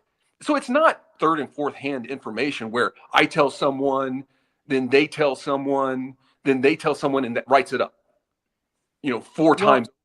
It's the agent documenting the words of the witness. So this whole nonsense of 302s or second and third hand and fourth hand information is just dumb. Well, and especially when it's repeated, it's repeated over and over and over and over and over again. It's not, and it's multiple people saying it's an NBC. Again, we've got multiple people saying it was a Ford Mustang that night. And including the owner of the car. Right. So it's like, it's not a Chevy. So it's just, but that's particularly bad. So somebody's saying, ignore the troll. Okay. Let's see what could, I don't know if Larry wants to do any of that. Somebody's saying, could Larry facilitate the creation of a FBI liaison for the Cooper case? I don't think the current case agent gives enough of a crap, does he? I don't know. I know the guy. I worked with him, obviously. I don't think anyone's too thrilled to have the case now. Yeah. I think Ing was probably the last guy. Well, actually, I mean, but you had it again from like what 2022 or something for a couple of years. Was that right? Or 3 years, 4 years? 3 years. So, I had gone out from the criminal squad. Well, I took a promotion back to DC for a couple of years. Then I came back, and then I led our special operations group for 3 or 4 years, and then I rotated back into the office. And Curtis had retired, so I got the case again. Okay. Yeah. And so, yeah, Curtis. And so now I don't know this or not. Actually, I don't know this because I've never spoken to Curtis. Did Curtis want the case, or was he assigned it? I believe he was assigned it. I can't imagine he wanted the case. I mean, I had conversations with him. I don't think he was too thrilled with the case. It's one of those things like he was a case agent when the LD Cooper thing, blew up. And in the back of my mind, I'm like, dude, what are you doing? Oh, because I think what happens is he doesn't have, and this is speculation on my part. So Curtis, if this isn't true, my apologies. I don't think he took the time to get the case knowledge to understand that it wouldn't have been LD Cooper. And I don't think he understood what would happen once he gave it an investigative effort. Right. Yeah. And then, Marlo would have gone out to the media and it would have been a firestorm. I don't think agents understand that if you do this is going to be the end result. If it makes it to the media, you've given legitimacy to this person, and they're going to go get their 15 minutes of fame. Same with Grider. Yeah. Same thing. Doesn't have to be true. And maybe you believe it's true. I'm not saying that Marla's making it up and lying to get her 15 minutes of fame. Maybe she did believe it's true. But anyway. Well, with LD, it's, Nikki says that, he called LD the most promising suspect. I don't know if that was Ing. I looked up that quote. It just said that was a quote from, I don't know who the, it was a woman. Don't you have like a public affairs spokesperson or something? Yeah, I forgot her name at the time. Yeah, I think that's who it was. I forget her name. Yeah, she's the one who said that. And look, I mean, there was reason. If you look at the FBI files on LD Cooper, I mean, look, you've got Florence Schaffner. It's in the files. See, this was after your time, really. But like in the LD Cooper files, we've got Florence Schaffner looking at a photograph of LD Cooper, saying that's the closest I've ever seen to my memory of Cooper. So that's interesting. I mean, if I'm an agent, I go, okay, well, that's something. But again, like I said, if you read the FBI files, you've got Flo Schaffner in 1976 saying, stop showing me photographs. I cannot remember what he looked like anymore. Right. So, and here we are 38 years later, and she's going, oh yeah, it looks like him. Well, again, it goes back to what I was saying about the sketches. You could plug 1 million people, 1 million men into one of those sketches, Yeah.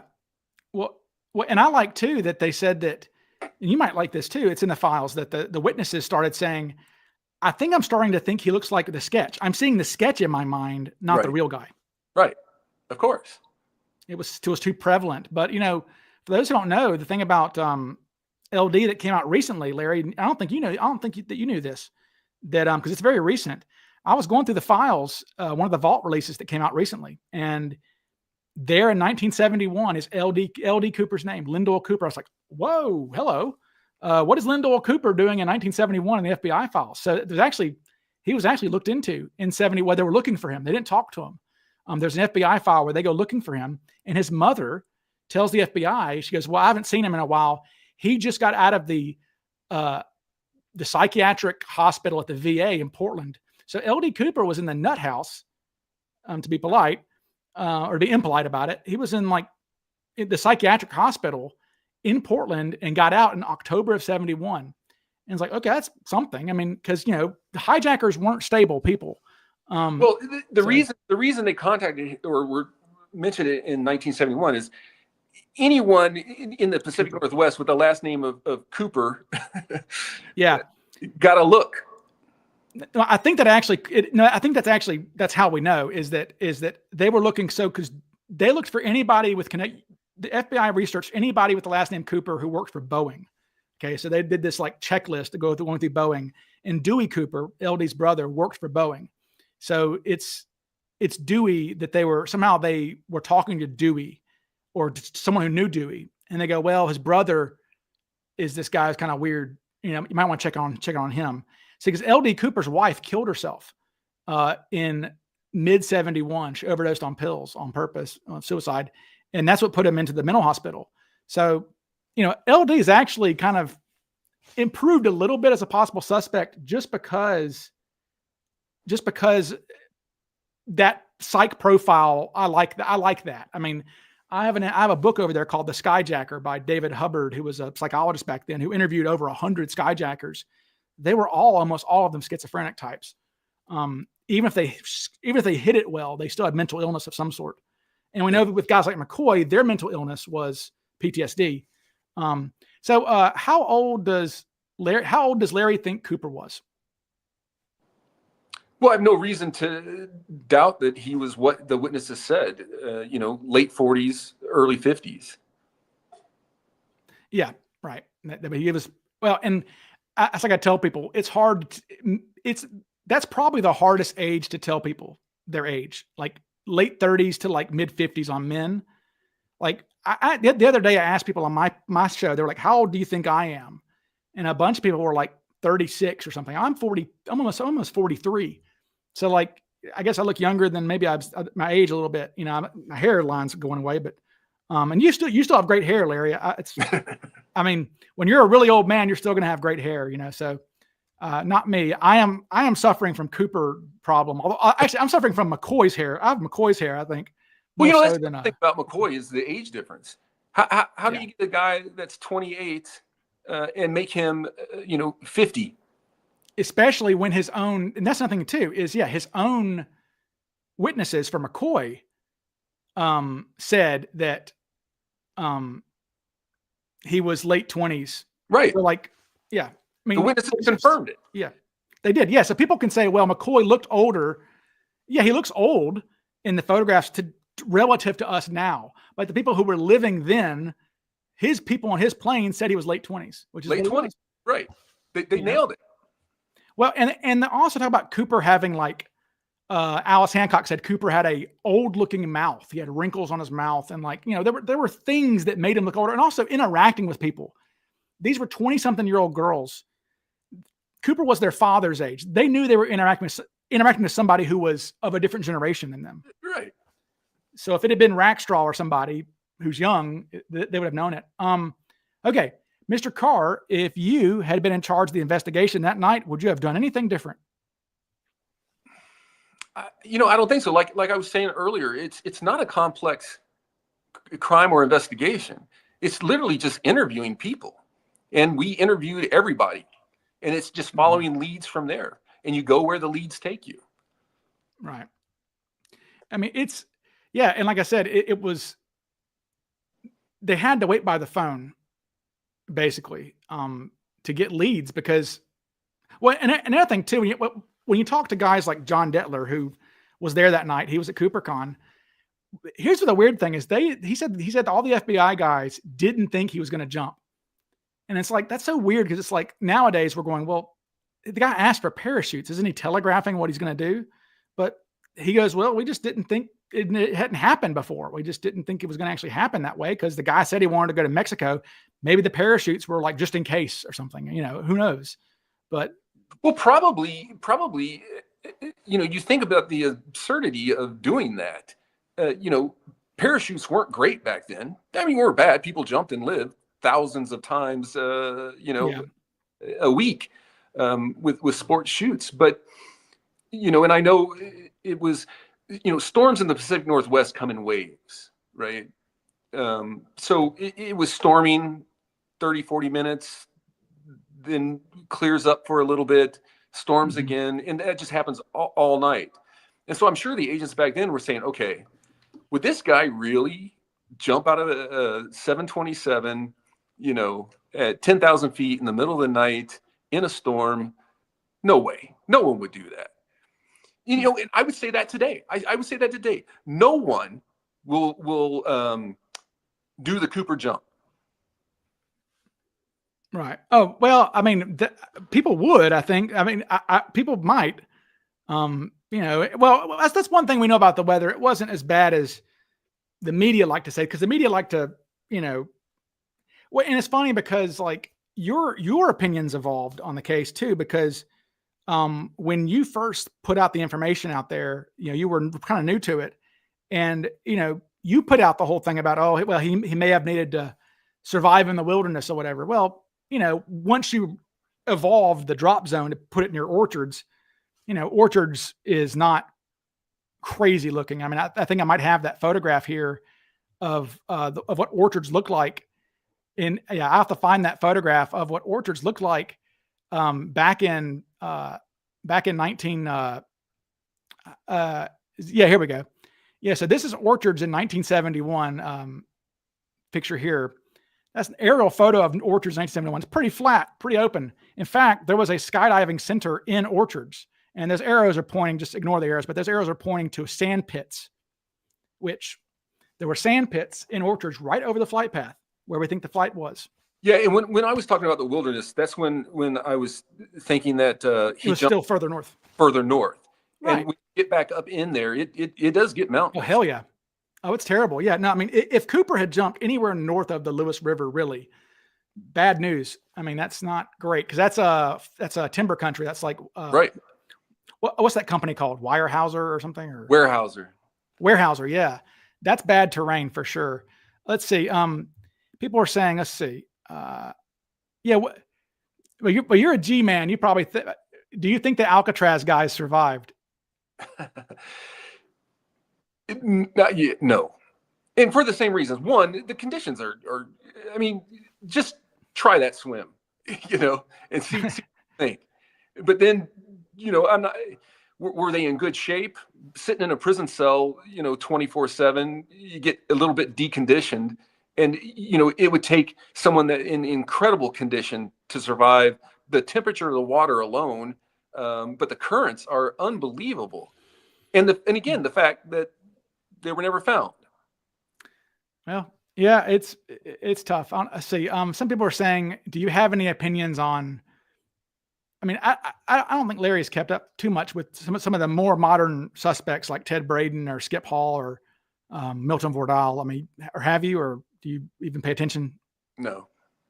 Yeah, I didn't think so. Yeah, because like I said, I'm avoiding some of these questions because I do talk to Larry frequently, and I kind of know what his current situation is with the case, and it's like this. It's true. It's like, as someone who's looking for Cooper myself, I've almost transitioned. I used to think, oh, I could find Cooper, but I don't do that anymore, because I'd rather just be a historian of this case than have a suspect or whatever, because odds are none of these people are Cooper. And kind of the odds are, this is a question that I haven't seen it asked, but do you think the case will ever be solved? I think the only thing would be like when you mentioned much earlier about the 16-year-old leg bone that was found, by some hunters.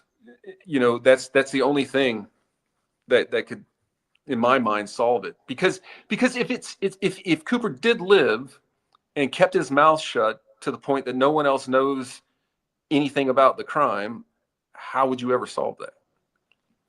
Yeah, well, I guess I would say that the only hope that we have really is the hair slide, which is missing. So like that is missing, legitimately missing. Yeah. And if it's according to Colleen Fitzpatrick, who's, came to speak at CooperCon, she has solved dozens of cold cases with DNA. She said that hair slide, I mean, if the FBI found it and actually outsourced it, because see, the FBI doesn't do forensic genealogy.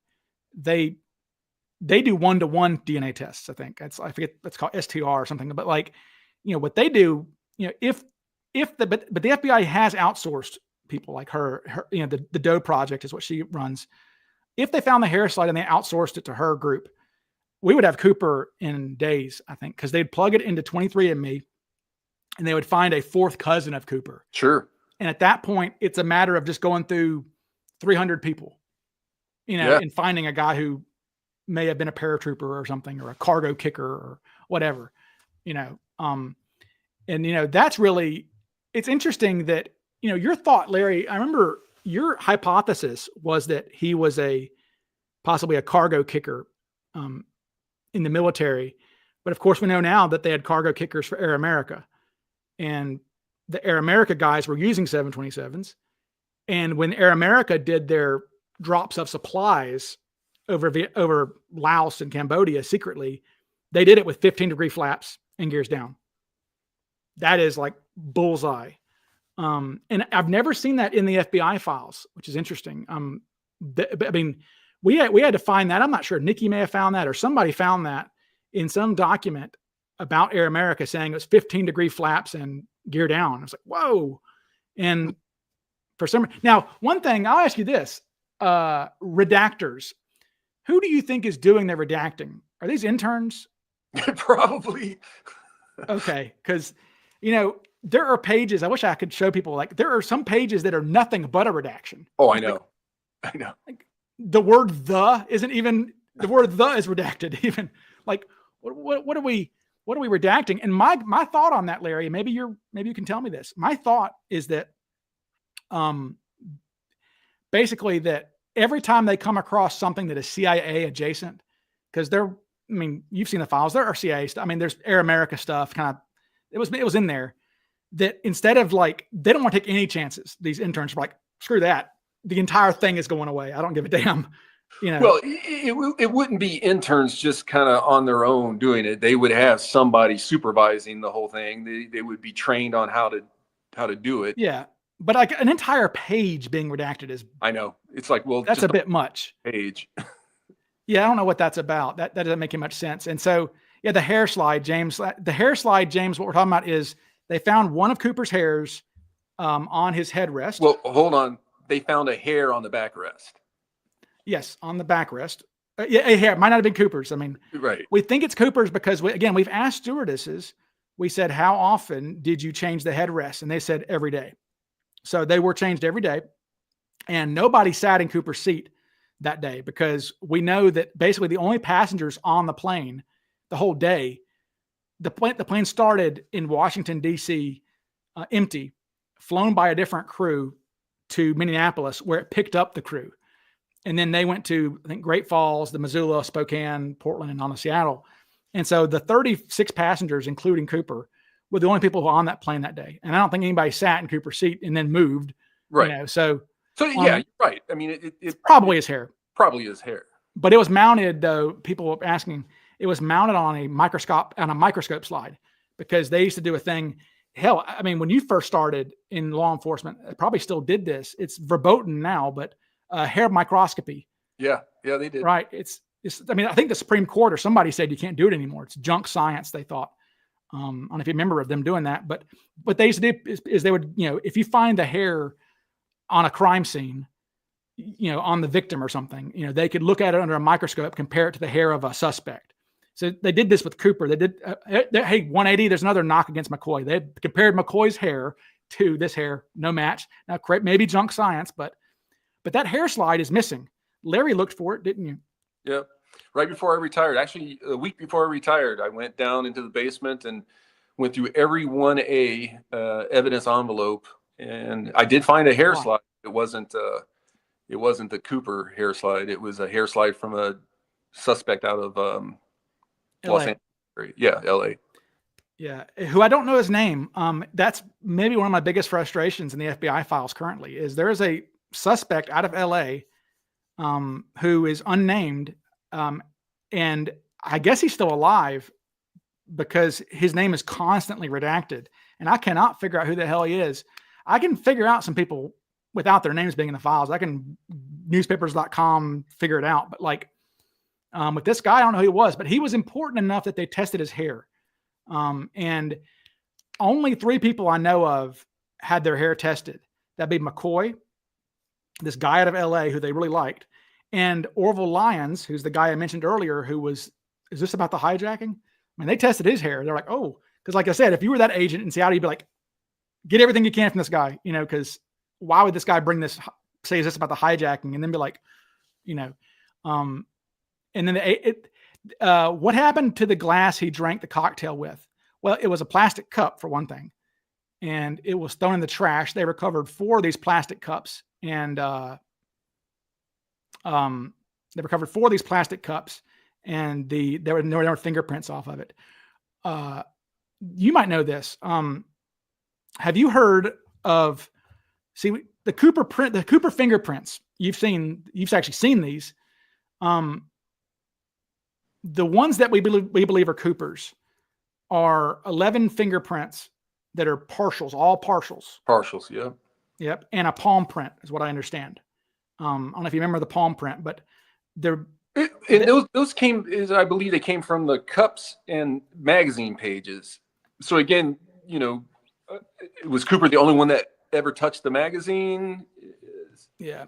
Well, the palm print came from his armrest. Right. So that's why they think that's the only print that is good. Is his palm print. So if I recall, it's been a long time, but you need 8 points. You might know this as a prosecutor. You need 8 points on a fingerprint. Mm-hmm. Oh, yeah. Of identification. Yeah. And none of the partials have anywhere close to the points. Which is basically, they said they lifted 11 prints from a seat and an impression. So actually it was from a seat, but they were all partials, which tells us that he was obfuscating his fingerprints somehow, or he had wiped it down or tried to. Did you ever encounter criminals who put glue on their fingers or anything? No. Well, it's funny because I guess the times evolved, because when you were in law enforcement, DNA was the thing. And whereas I asked John Detler that, who started out in '64 in the FBI, he said, oh yeah, people did that all the time back then, because that's how they caught people with fingerprints back then. Fingerprints. Yeah. And he said people did that all the time. The Zodiac killer apparently claimed he put glue on his fingers, which is interesting. Now, so somebody asked earlier, do you think that the Cossey murder is related to Cooper? No. Do you have any thoughts on that? I mean, the only way it could be related to Cooper is a mentally ill person that's fascinated with the case that murdered him,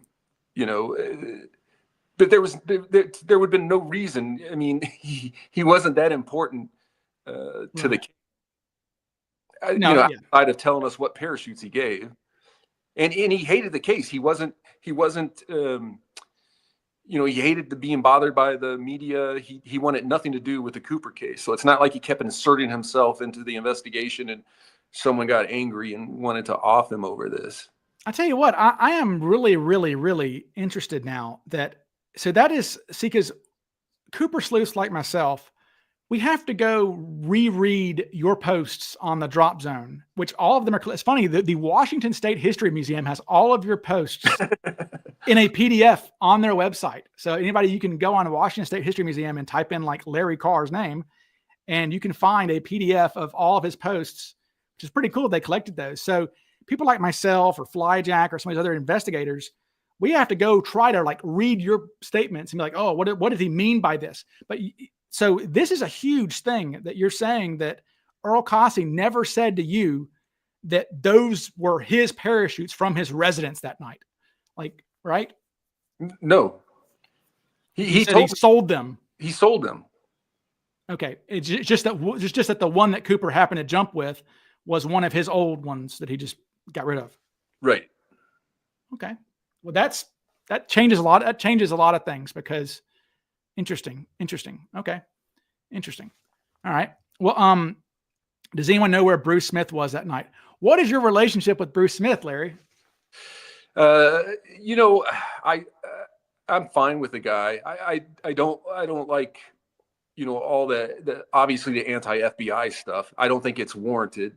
I think it comes from a place of, conspiracy theories. And I'm not saying conspiracies don't happen. I mean, we have laws. You can get a lot of jail time for conspiracy, right? Mm-hmm. They happen, but just not where you have a bunch of people colluding to do something, Right. The government. Yeah. Right. Yeah. Just go get a government job, and that illusion will quickly fade. Yes. I mean, it's like, I think people that engage in this conspiracy theory stuff think that, government agents are these single-minded, robots. They're just moms, people. they're dads, People. They're just Yeah. people. Yeah. My first job out of law school was as an assistant DA. And I'm like, okay, wow. Okay. I can see behind the curtain now for the first time. And it's just people doing their jobs and eating cheeseburgers. And I mean, it's just with the flaws of everybody else and the troubles that everybody else has in life. I mean, Yep. I assume that you agree with, I'm sure I assume that this is your opinion, but does Larry think Cooper acted alone? Yeah, I do. And for the reason is, if he had someone on the ground to help him, he would have dictated a flight path. And when he was on that flight path, he would have kept asking for constant updates, because you have to meet up with someone. You can't from 10,000 feet in the air. You can't wing it. And wing it and come down and think you're going to meet up with someone. How is that possible? I mean, just use some common sense to say, okay, hold on a second. That's a huge area from Seattle to Tacoma. I mean, not Tacoma, to Portland. Mm-hmm. And we're going to meet up somewhere in between there and go. Oh, by the way, I have no way to communicate with you. And just pick me up somewhere between Seattle and Portland. Yeah, it's tough. Yeah, right? Yeah, it's tough, man. I don't know. I mean, the only way, like I said, I think Cooper could have figured out maybe what county he was in to jump. I mean, you can, we've talked to guys like McNally who did this, and we can say, hey, were you able to look forward on the stairs? He says, yeah, I could see forward. The wind shear wasn't really, it was the way that, I guess, the aerodynamics of the plane, and Mac had goggles too. And Cooper may have had goggles in his mystery bag. We just don't know.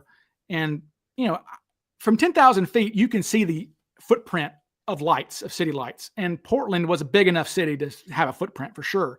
I mean, I've talked to pilots who lived, McClellan's his name, Robert McClellan, the drop zone, like on the Boeing map, we're talking about the Boeing map, or it's the Northwest Airlines Paul Soderlund map. The bullseye is in Robert McClellan's front yard. He had an airstrip in his front yard. The FBI, his wife called him screaming, going, "Oh my God, they're outside."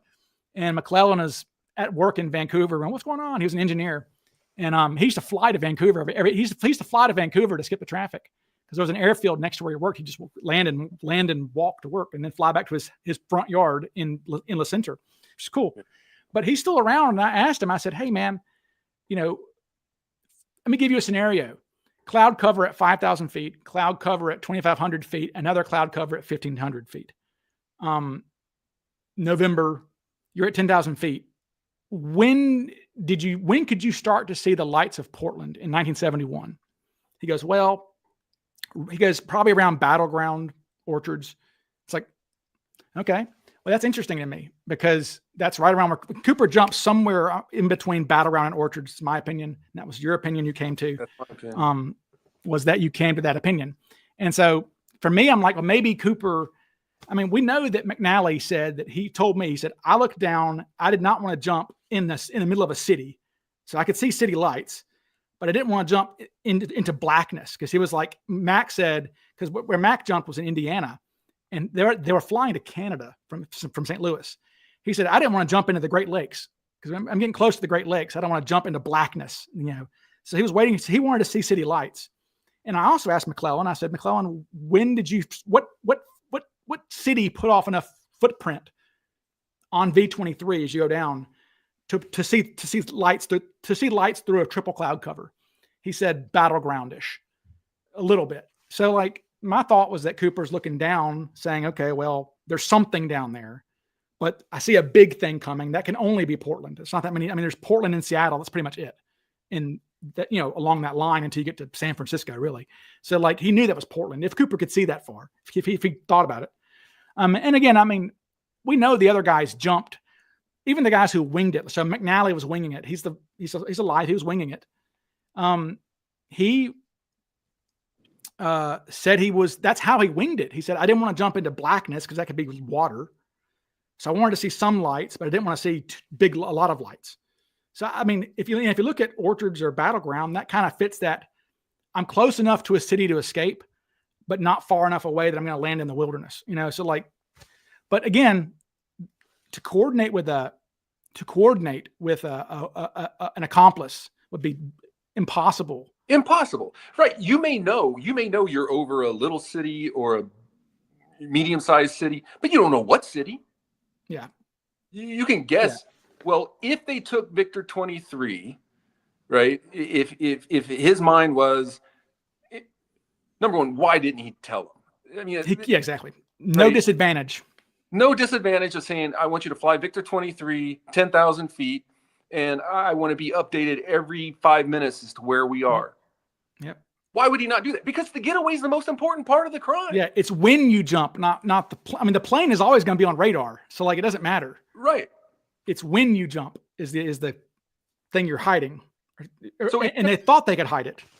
And even if you want to coordinate on the ground with someone, and you pick the right city somehow, well, you're still going to be a mile away. I don't know of any. Yeah. I don't know of any. I mean, the only person I know of who had an accomplice was McCoy, his wife, and she freaked out and drove home. So he wasn't able to, get with her. And McCoy jumped pretty close to where he wanted to jump, but of course McCoy famously, in Cooper fashion, goes and buys a milkshake, wearing a flight suit, okay, and then gets a ride with Pete Zimmerman, this 17-year-old guy, who drops McCoy off at his front door. Like, what a super genius McCoy was, right? Like, come on, man. Well, but here's the thing. McCoy knew relatively where he was at because he dictated a flight path and he asked for updates from the cockpit. And it put him over his house. And it put him over his home, basically. Right. So yeah, Cooper is winging it. Yeah, like I said, there's no disadvantage to him saying, I want you to fly on this route. Like, there's just none. So why wouldn't he just say, even if he wanted to say fly Victor 23, instead of giving them, because McCoy gave them like degrees and speeds and things. So it's strange. The easiest scenario is if you have an accomplice, this is the only accomplice theory I can come up with that makes sense to me. Because I go into dark places sometimes. I'm sure you've had to do this in your thing. If I'm a criminal, what would I do? Right. And I'm like, okay, if I had an accomplice, I would say, go wait by the phone at our hotel room. Right. And when I land, I'll get to a phone at some point and I'll call you and let you know where I am. Yeah. That's the only way it could have been done. Yeah. And it could have been done. Somebody's asking, did the FBI check morgues or hospitals in the area for bodies resembling the sketch? They put up posters at hospitals, but I don't know about morgues. I've never seen a thing about a morgue. Yeah, that's a good question. That's I've never seen that ever come up. Yeah, I've never thought about that. That's a good question. Yeah. The only thing about a morgue that I know of is there's a suspect. I have to get his name. There's a suspect who I'll have to pull up my suspect spreadsheet here for everybody to see. Let me see. Well, I've got everybody. I have a suspect spreadsheet where I keep all the names of all the suspects in order as they come along. I can see their names there. Let's see if I can show people this. People will like this. I'll try and do a share screen thing here. Let's see. Well, I don't want to do that. Okay, but yeah, it was a guy named actually, I don't know. It might have been. Oh yeah, Lyle Clark Franklin, suspect number 1060. This guy Lyle Clark Franklin was found in a morgue, and they were like, "We think this might be Cooper." And this is in like the 90s or something. And they're like, somebody said this guy was DB Cooper, and the case agent at the time, Ralph Hope, was like, he was all about DNA. Ralph Hope was your first DNA guy. He's Mr. DNA, right? He was like, send me his blood or whatever, and send me his skin. And so they did get this guy, and I think they found out who he was or something. I don't know, but is my suspect list available? No, it's not. It's proprietary. I made it myself. Like a lot of my stuff I do put up on norjack.org. So McCoy was a pilot. Yes, he was. Cooper may have been a pilot too. We don't know. What does Larry think of the parachute glider found? Well, we discussed that earlier, Will. It's bogus. It's not even, it's a Chevy. We're looking for a Ford. It's Air Force. We're looking for Navy. Okay. What did Larry think about Ralph Himmelsbach? You know, he was an interesting character. You know, a lot of like media reports and stuff claim he was the first DB Cooper case agent. He was never a DB Cooper case agent. Right. Portland never had the DB Cooper case. He helped on the case quite a bit, and today this wouldn't fly, but he got his office to allow him to indict an unnamed, you know, DB Cooper for the hijacking, and that would have been a huge no-no. So how he got away with that? Well, it was necessary. Turns out. So we can talk about that for a second. Is that the John Doe indictment was they didn't know if it was necessary because so at the time it was a capital crime. People don't realize that hijacking was a death penalty crime. In fact, when McCoy was convicted, they were in the sentencing phase of his conviction when the Supreme Court, I forget the case, Johnson State or something. I forget what the case is, but when the Supreme Court banned capital punishment for a while in the 70s, that came out during the sentencing phase of the McCoy trial. So the Judge Ritter of McCoy's federal Judge Ritter got the jury out there and said, hey, look, I have the honor of telling you that the death penalty is overturned. So that is off the table. I mean, they weren't going to sentence him to death anyway, but he just said the most you can go is life. And they ended up giving him 45 years. That's something else people don't realize too, is I mentioned this and people think I'm crazy, but like it would have been in Cooper's benefit it would have been in McCoy's benefit to admit to being Cooper, because when you admit to another crime, you would think, oh, well, that just escalates your punishment. But if it's a crime that's unsolved, that can get you a lesser sentence because you're saving the feds trouble, right? Right. Yeah. So, no, very true. It would have been in his interest. And they actually interviewed McCoy's lawyer after McCoy died in the 80s when that Real McCoy book came out. And his lawyer was like, look, he never said a word to me about being Cooper, and it would have been to his benefit to do that. He never said he was Cooper, and because he wasn't Cooper. I mean, duh. I mean, it's just like, again, McCoy would, if you guys had arrested McCoy and charged him, it'd be the easiest defense ever. I would just get Tina Mucklow on the stand saying, is the hijacker of your fight in this courtroom? No. Flo, no. Come to the stand. Is he on the, Bill Mitchell, come to the stand. No, not him. I mean, we have the evidence, all 9 Cooper eyewitnesses said, I mean, there were only 9 interviewed about McCoy, said, no, that's not our guy. Adamant. Like, nope, not our guy. I mean, so that right there is, I mean, good luck, just right. not anyway. Okay. This is interesting. That's a peculiar one. It's about what is your opinion of capital punishment? Well, that's a dodgy question there, but yeah, we'll have to skip that. I don't know unless you want to speak to it, but it's a controversial topic. But I guess, I mean, you've seen some pretty gnarly stuff in your time though, right? Oh yeah. No, I think there's a place for it. Definitely. Right. Yes. 180 miles an hour again, exactly like the rendering. Is he really? Okay. Looks like the rendering. No, he doesn't look like the rendering. In fact, 180. Where is his turkey neck? Where's McCoy's turkey neck? Cooper had a turkey neck hanging from his chin. Bill Mitchell was like, when it would shake when he would talk. McCoy was like, skinny and like he was 20. He was 28 years old. Just got back from Vietnam. I mean, he's in shape. No, stop. Again, I remember you asked this of somebody. I saw you ask it about McCoy. It's like, okay, why do you think it's McCoy? And they're like, and people never have an answer. They're just like, well, it looks like the sketch. It's like, oh, really? And does he really? No, he doesn't.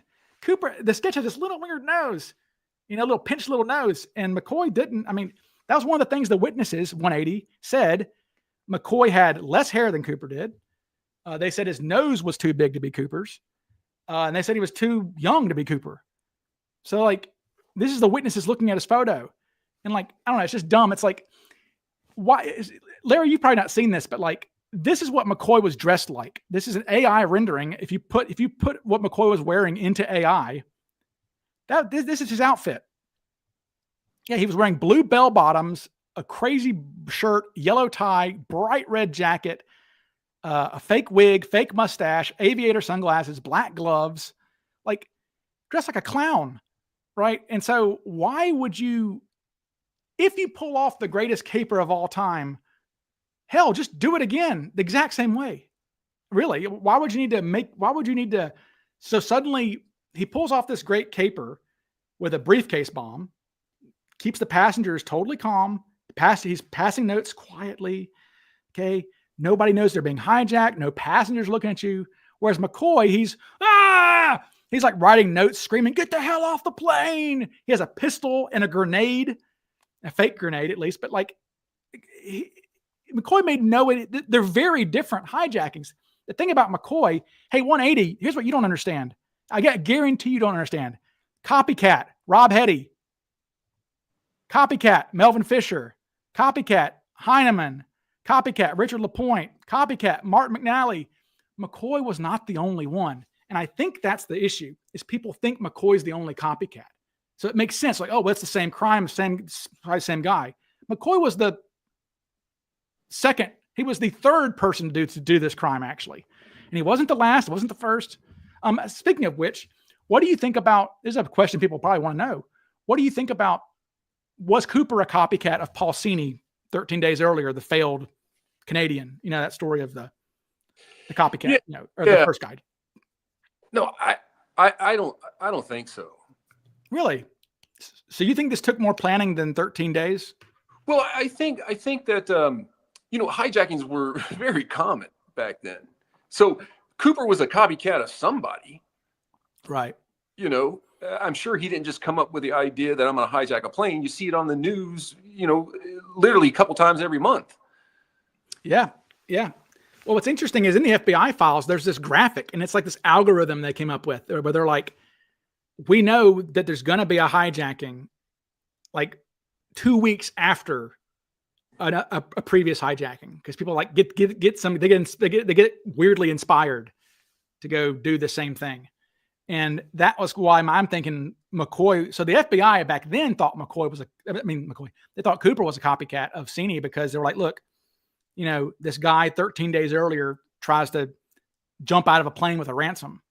And then Cooper's like, and the whole idea is Cooper sitting on his couch with a beer going, oh, hey, I can do that. I can do that better. Here's how. Cause I was in Vietnam with Air America, and we were we were shoving crap out the back of a 727 or whatever. Can the FBI search obituary photos for possible hits? No. I mean, again, a possible hit on what? I mean, which one? Like, I mean, which person do you want to hit on? I mean, here's a question. See, there are people who disagree with me, but like, okay, of these sketches, okay, the only sketch of these, okay, the middle one, top middle, is what's called composition A. Okay, that's the only sketch drawn with the eyewitnesses sitting there with the sketch artist. That was drawn 2 days after the skyjacking. Okay, 2 days after the skyjacking, they drew that one. Okay, that was all three stewardesses sitting there from a blank slate drawing that. Okay, and they all agreed that was a good sketch. Okay, Tina Mucklow said that's 100% like him. Okay, Flo Schaffner said a very good drawing. Okay, now these other guys on the bottom, they don't come out until August. From bottom left is August 72, November 72, January of 73. So is there any scenario where a sketch made 9 months after an event is going to be better than a sketch made 2 days later? Yeah, and you would know this better than I, because you can search your database. I don't know what the reasoning was to do all the sketches.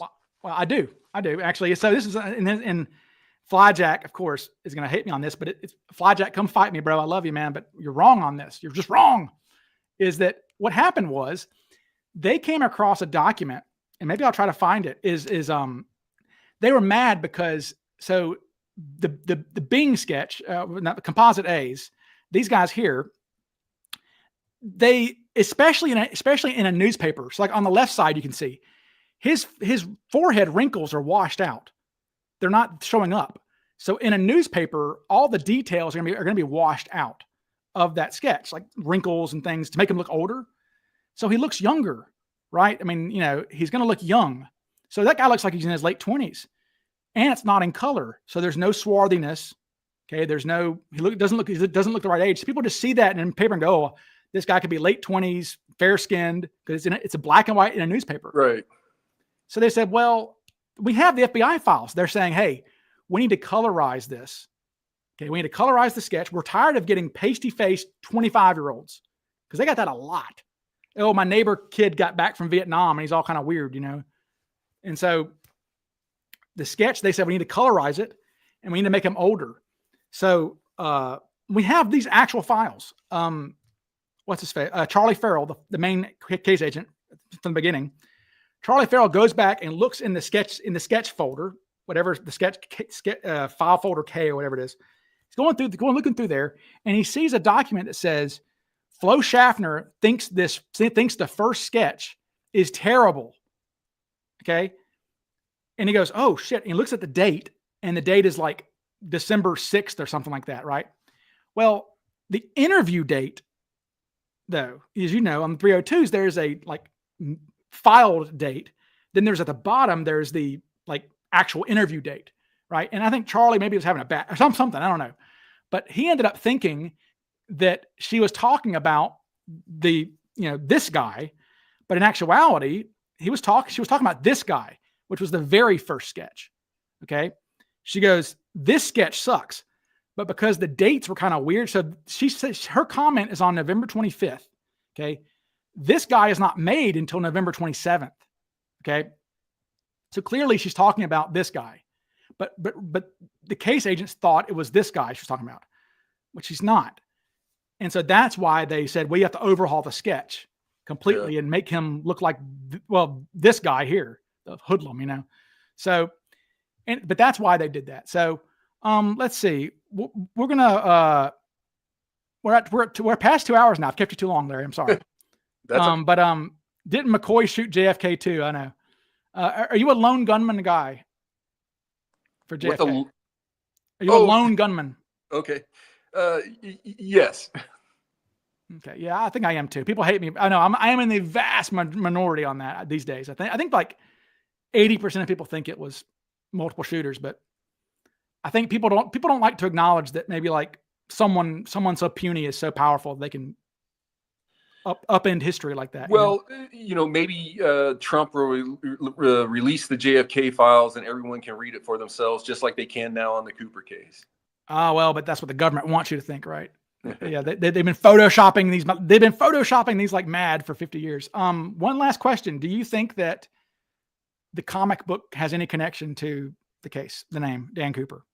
I do. It's interesting how I was fascinated when I found the comic book, and I only found the comic book because a guy that was a lawyer in The Hague contacted me and said, hey, do you know there's a comic book, DB Cooper? I'm like, no, I'd never heard of it. And I never saw any of the case files, none of the media reports. And it just boggles my mind out of everything and everybody. And so many people were involved in this. Oh, yeah. Comic book didn't show up until I put the call out for people to send information in. Yeah. I think that has to do with, I guess, the name DB Cooper, because the comic is Dan Cooper, right? So it's like, I'm sorry. Yes, I got that backwards. DB Cooper. Oh, did you? Okay. Was a mistake. Dan Cooper. Thank you for correcting me on that. Yeah. But boy, that is weird. That is weird that it didn't come up earlier, isn't it? I know. That was just so bizarre to me. I don't know. Here's Nikki's asking, are you familiar with my air trail discovery that I found an earlier Dan Cooper? Do you know that? No. Okay. Yeah. Larry didn't know that. Yeah. So I found, if I can find that real quick, so we'll end with this, but I found several years ago, I found a magazine or a short story where is it? Where is Dan Cooper? I found a short story where the main character is called Dan Cooper, and he's like a crime fighting. It's from like a 1930s or 1920s or 30s kids like serial. There we go. Wait, no, that's the Clyde Pangborn.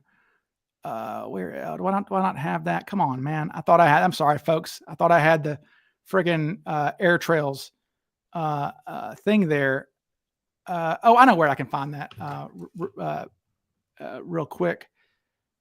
Sorry. Anyway, so yes, here it is. Got it. Okay. So yeah, you can see here.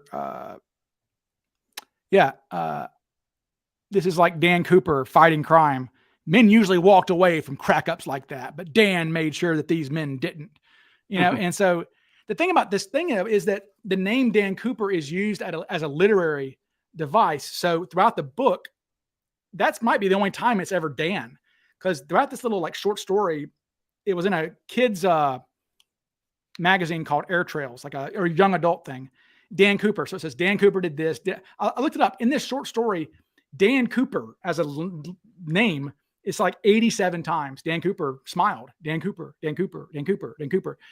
And that would be more like, think about this, and you might know this. Like I've known this from like doing prosecuting stuff. Aliases, people choose aliases a lot of times from their youth. So for example, like I know that like Chris Bryant, the baseball player, his fake hotel name was Scott Smalls. If you've seen The Sandlot, he gives him Scotty Smalls. So he would use Scott Smalls because that's from his youth, right? So I think a 40-something-year-old guy, if his name's going to come from something that's from a literature, probably wouldn't be the comic book. Could possibly be from this highly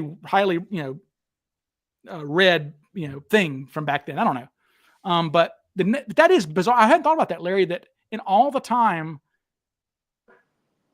Dan Cooper comic did not come up until the 2000s. I know, like almost 50 years later. Wow. And it was on the news, back then. And yeah, I don't. Well, here's a gun question. What is your favorite sidearm? I like the Glock 22. I think it's a great weapon. But my all-time favorite that I carried, it doesn't go well for police departments where you have males and females, but a full frame Smith & Wesson 45 when I was a deputy sheriff. I loved that. I was hoping you were going to say Colt 45, like a 1911 Colt, like because that is like, because I know that police departments, seems like in the military did this too. So the military used the Colt 45 from, World War I, World War II, all the way up to Desert Storm. I think they eventually moved to the Beretta 9mm, the Beretta 9. But now police departments use the Glock. Is that what you carried with the FBI, was the Glock? Or? Yeah, we carried the Glock 40 for most of my career. And then right at the end, the last 3 years, the Bureau's gone to the 9mm. Is that what the red sight with the dot sight now, or yeah. This iron sight? And that's the red dot one, right? Yeah. They were just putting those on, but I never carried it. I've never shot one with a red. I don't know how that would even work, but they say it works pretty well, actually. I don't know, but I like iron sights. Somebody's saying 1911 A1 for me. I agree. Nikki's saying, was Larry ever shot at?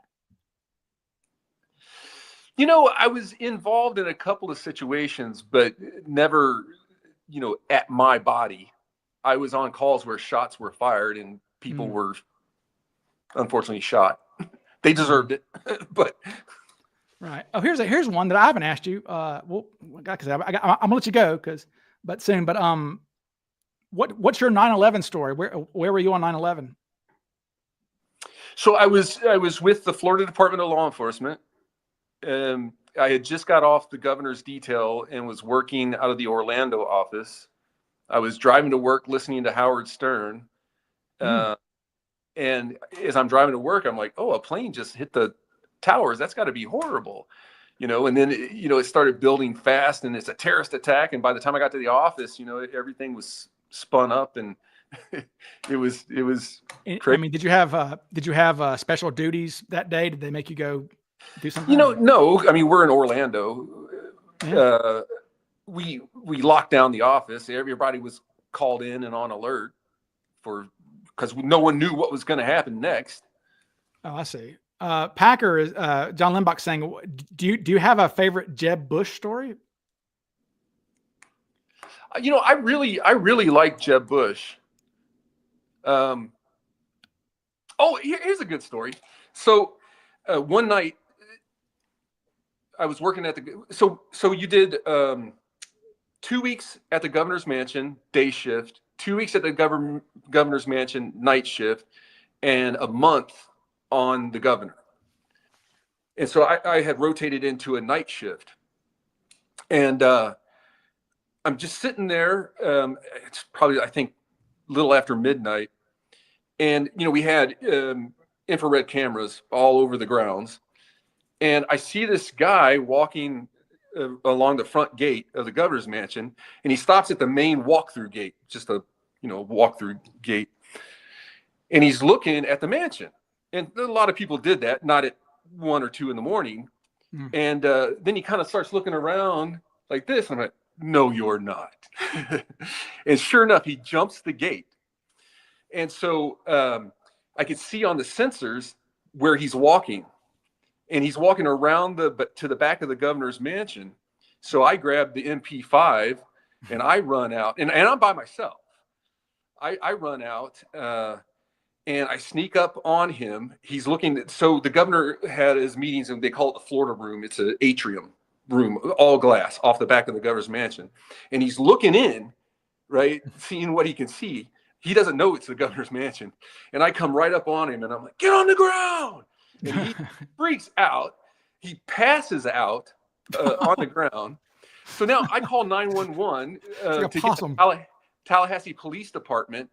So I've got him, I'm covering him on the ground. The police show up, but I didn't pop the drive-through gates. So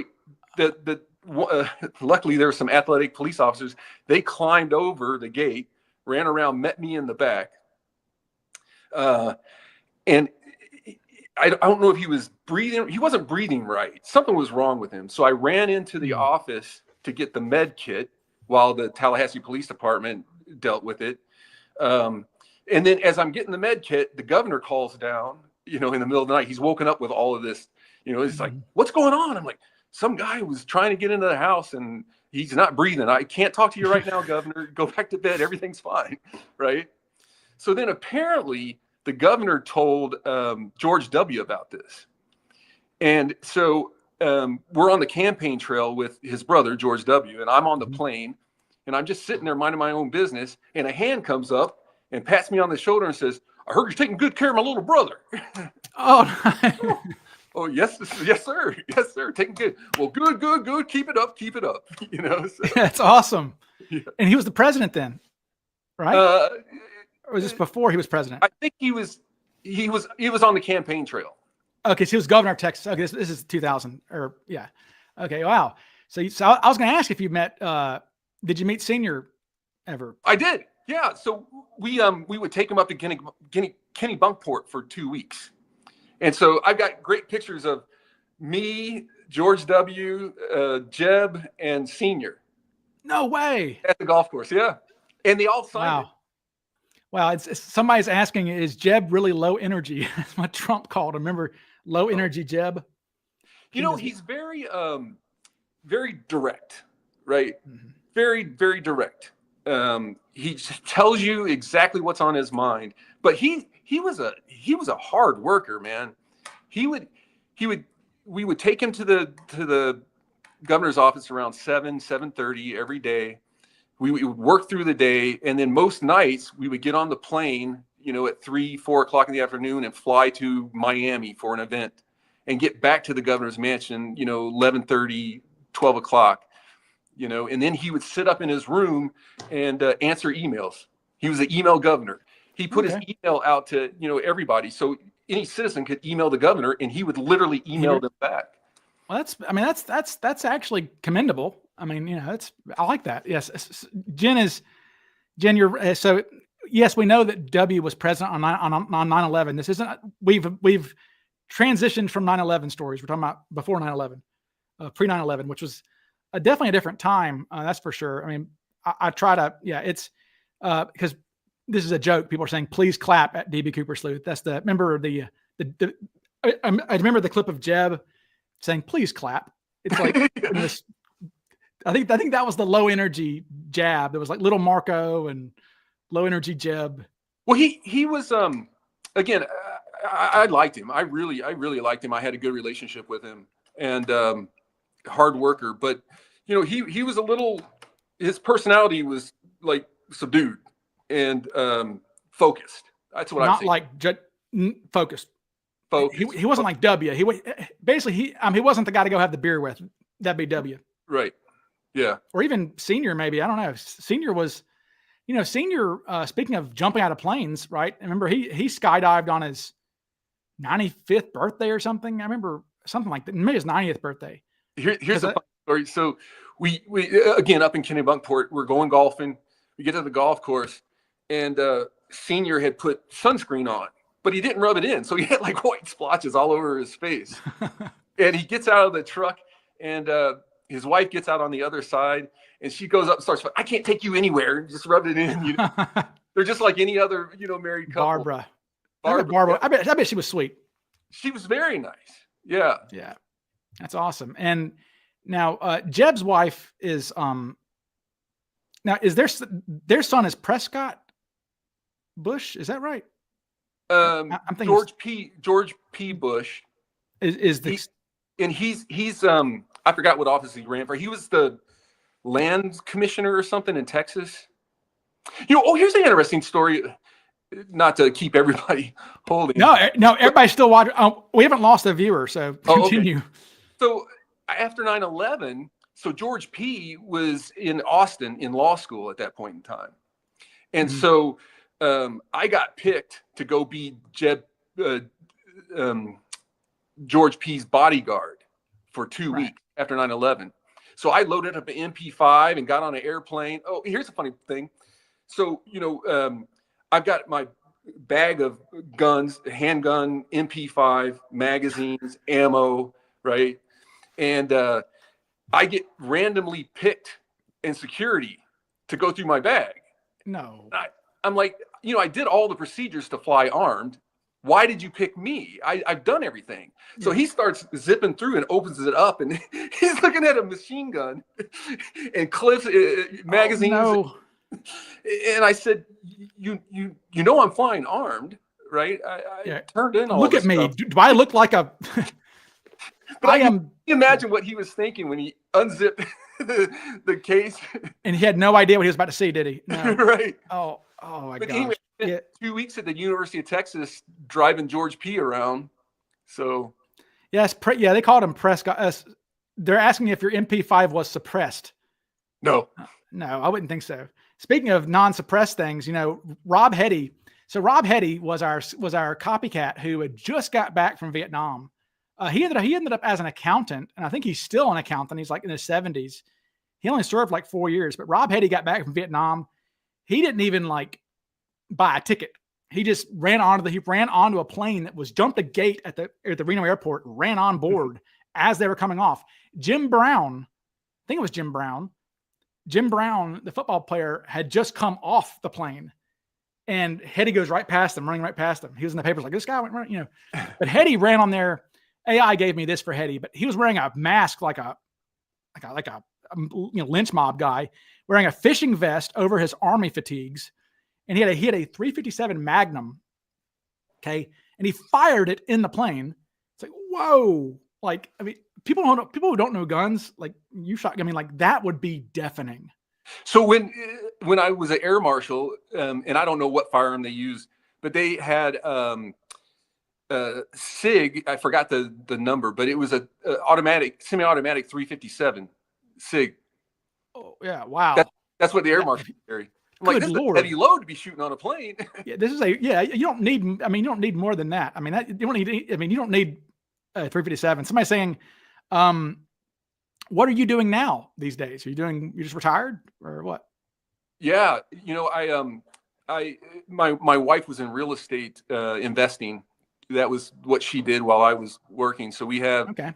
8 rental units in the Phoenix area. Smart. Yeah. So between my retirement and the rental unit income, You just chilling. Big Daddy ain't working no more. No, that's great, man. I'm playing golf, and the wife and I have been traveling for almost 3 years now straight. We've done 2 trips to Europe, and at the end of January, we're off to Asia for 4 months. Where are you going? We're going to start in Vietnam. My daughters are going to come meet us in Thailand, and I'm trying to get them to stay on with us while we go to Japan, and from there we'll just pick wherever. Yeah, I'll have to hook you up. I'll have to tell. So Mark Meltzer goes to, I think, Indonesia a lot, and says it's like crazy awesome. That like, I forget what, maybe it's Malaysia, one of the two.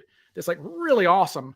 Because I guess once you're over there, it's like being in Europe, I guess. Like, you know, once you're in Europe, getting around's not hard. It's getting over to Europe, you know, is the hard part.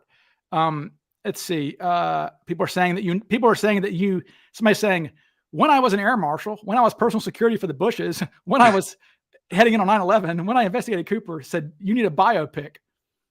So somebody's asking your opinion on Canadian suspects. Do you like that idea or no? You know, it does blend in well with, you know, the comic book, because it was a Canadian, you know, the pilot, but, you know, Canadians have a distinctive accent, and Cooper was, you know, with a neutral accent. I guess it could have been a British Columbia. I mean, you know, if you're from BC, maybe a little bit. I mean, if you're from Vancouver, Canada, I mean, you're from Seattle. So, I mean, you lived in Seattle. I mean, I don't know if you're from Vancouver, Canada, you might not have too much of an accent, right? I wouldn't think so, but there's to be a lot of you-knows.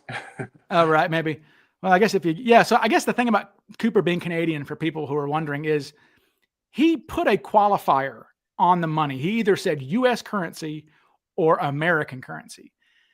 That is so strange. Like, I don't know of any American that would ever say that. They would just say, give me $200,000. He wouldn't say, give me $200,000 in American currency or U.S. currency. We're not sure of the nomenclature, but he used one of those 2 qualifiers. That's weird. Who said he said that? That's actually in okay. So Tina in her 302 says that he said he wanted money in circulated U.S. currency. And we have the radio transcripts of Radacek saying he wants money in negotiable American currency. Very strange. I just cannot think of an American that would ever say that.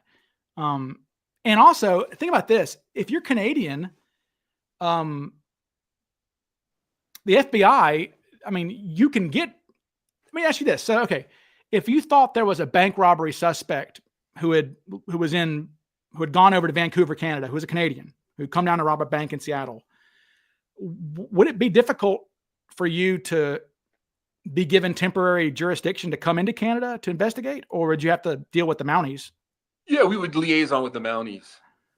Yeah, but that's a roadblock that you have to kind of go through, I guess. So, I mean, well, we have at the border, there's a FBI liaison with the Canadian government. So I would work with our liaison, but I wouldn't be able to go into Canada armed and make an arrest. Yeah, and I think that's interesting. I mean, we know about who was it who they told him? Oh yeah, Langseth, the Jason Langseth, who's one of the better suspects. Actually, he was actually Langseth. I'm sure you recognize that name. Langseth actually shows up in the FBI files, I think, more than anybody ever. I think he was it because he was investigated in 72, 74, 79, 86. 93 and then 2000. So he was investigated in every single decade. Langseth was, and he's one of the ones that Ralph Hope singled out. Like we got to get this guy's DNA. But Langseth had was receiving in the 70s monthly stipends from a Canadian bank, weirdly, and the FBI in the files, they say that they tried to go up there and talk to this bank and say, hey, can you tell us more about this? And they said, no, kick rocks. And they're like, well, okay. So they tried. So there was interference from Canada. Yeah, I wondered well, if it's in the files, then it's in the files. but I can't imagine how in any way the U.S. would directly ask, like that would have been given, okay, here, Mounties, here's what we need. Oh, I see. And they would have taken that over. They would They said, yeah, they said the bank was uncooperative is what they said, you know? Oh, I mean, so maybe it was just the bank itself. It was like, look, we can't give out personal information on this and without a subpoena or something. And maybe you couldn't get probable cause to get a subpoena. And then that's weird too. I mean, you would have to get a Canadian court to issue a search warrant, I guess. That's weird. What's weird to me is that the FBI has offices in every country. almost, right? yeah. Even though y'all are a domestic agency, that's the CIA is what does international, and you guys are domestic. Now, so what is your thoughts on, because this one always cracks me up. They're like, oh, the FBI and the CIA were in cahoots for Cooper. I'm like, do you know the FBI and the CIA? I don't think they get along too well, right? Yeah, it's a weird relationship. You know, when I took my promotion back to headquarters, I was part of a unit where, I don't know if I could talk about this. Where say agents in the U.S. were looking for a source to plug into a case, a human source to plug into a case, but it was a foreign source.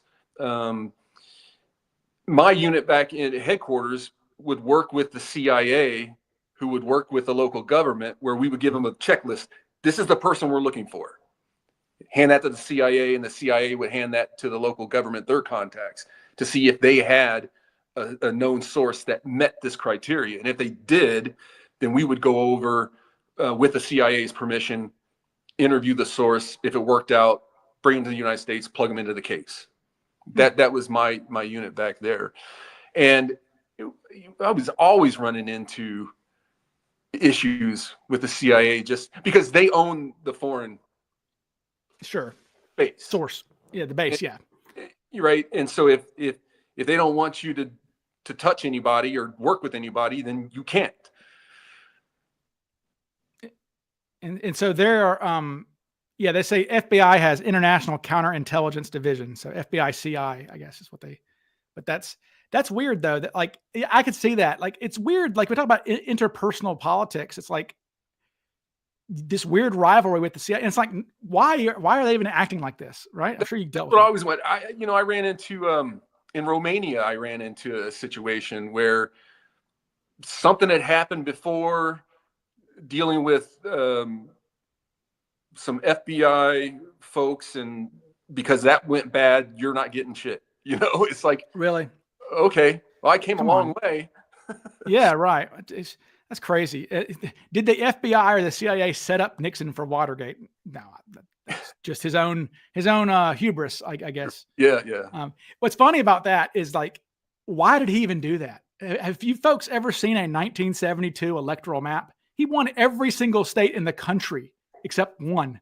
Like he didn't need to break into the Democrats' office in 72. What a paranoid weirdo Nixon was, right? Yeah. I mean, speaking of Nixon, and it's like we think about the the Dracula sketch, we call it there.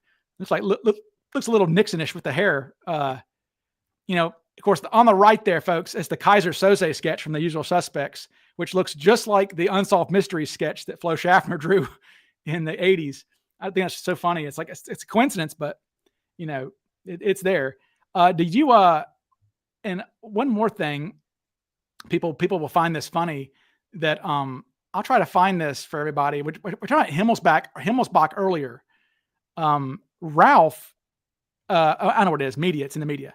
Ralph was on. They counted how many times. So this is, I guess, be blunt, like big dicking. The FBI guys, basically. So what happened was, people, you're like this. This is deep in the files.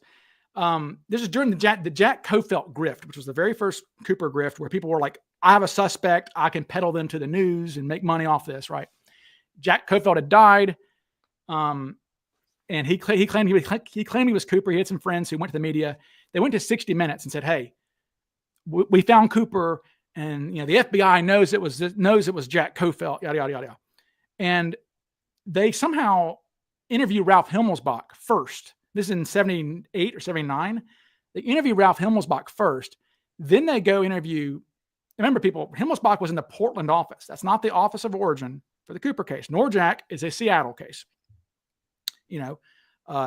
SE 164-81 is Cooper. And so they interview Ralph first, then they go interview, what's his name? Ron Nichols, who was the case agent for 20 years. And Nichols is pissed. He goes, wait, you've already talked to somebody? Like, I'm the case agent here. Who'd you talk to? He's like, oh, Himmellbach goes, Rrr.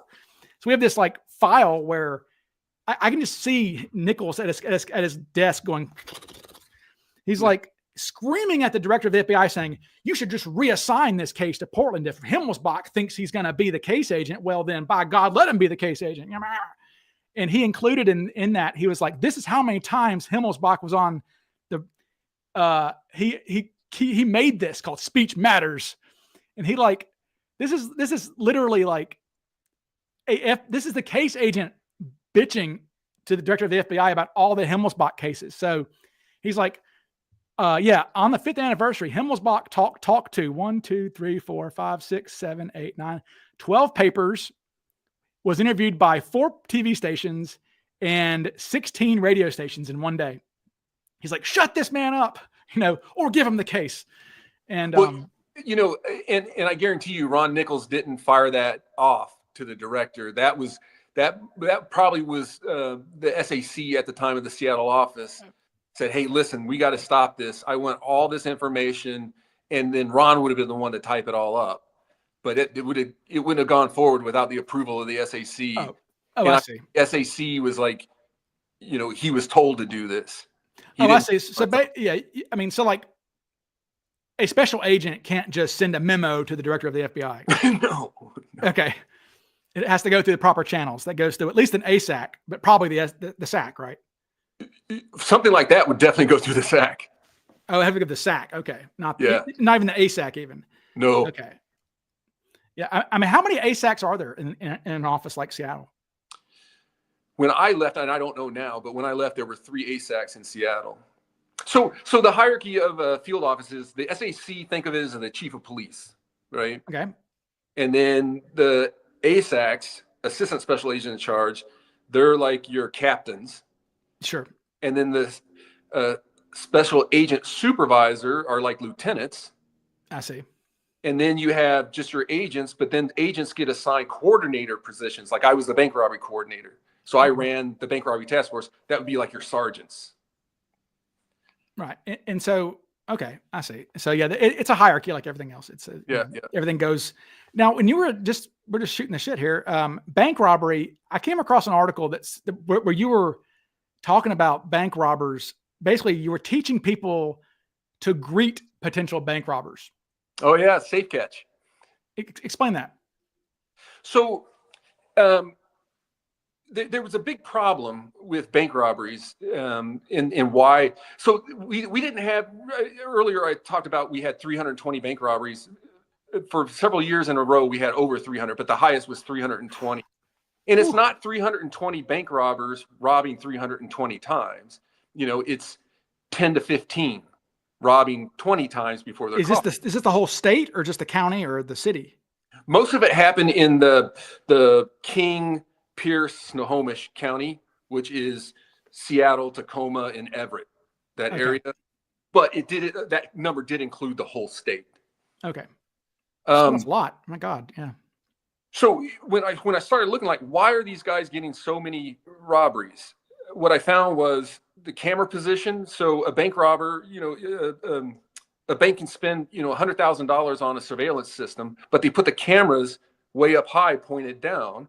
And so I can find a baseball cap on the street, put it on my head, tilt it forward just a little bit, keep my chin here, and I've defeated your $100,000 video system, right? So I can't get a clear image because the way they position the cameras. Then the other thing is bank alarms. Man, bank alarms were I hated them. And I found that out where I went to a bank robbery in Bellevue, Washington. I responded from Seattle over to Bellevue. And when I got there, a Bellevue officer pulled me aside and said, I don't understand, because I was on a traffic stop in front of the bank when the alarm went off that a robbery was occurring at this bank. So they surrounded the bank, took tactical positions, and of course the guy wasn't there. And when I looked at the timestamps on the video, that bank robber was out of the bank 5 minutes before the police were ever notified. Wow. So then I looked at the systems that take place is, here's a great example of exactly what I'm talking about. And I'll name the bank, Key Bank. Their security was based in Cleveland, Ohio, right?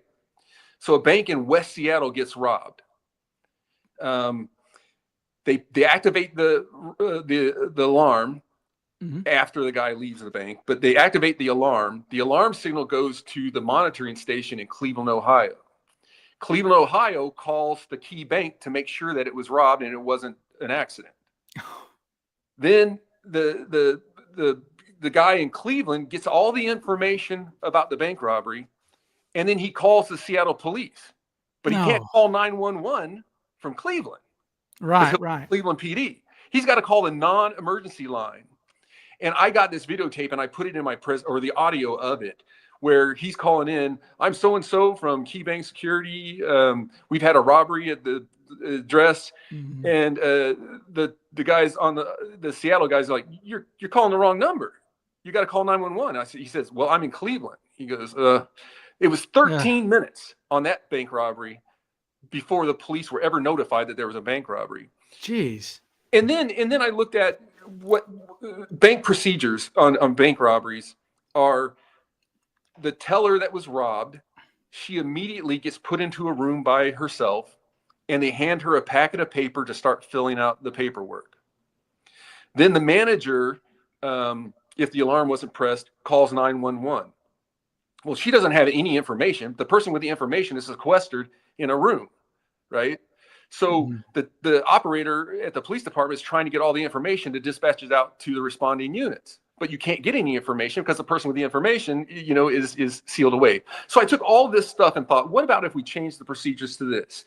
Like a two-phase process. The safe part is preventative, and the catch part is catch.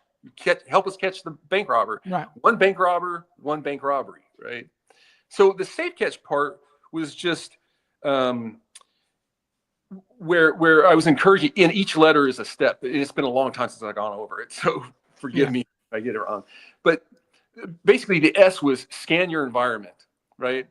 Every bank teller knew that I ever interviewed that she was going to get robbed, sometimes 5 seconds before she got robbed, sometimes minutes before she got robbed. But everyone knew if someone's going to rob this bank today, it's going to be that dude right there, right? But no one does anything. And so it was empowering employees to, because they're told it's a bank robbery, it's not your money, don't do anything. Sure, like, well, hold on a second. I get it. We're not going to jump on the guy and tackle him to the ground. But there are things you can do.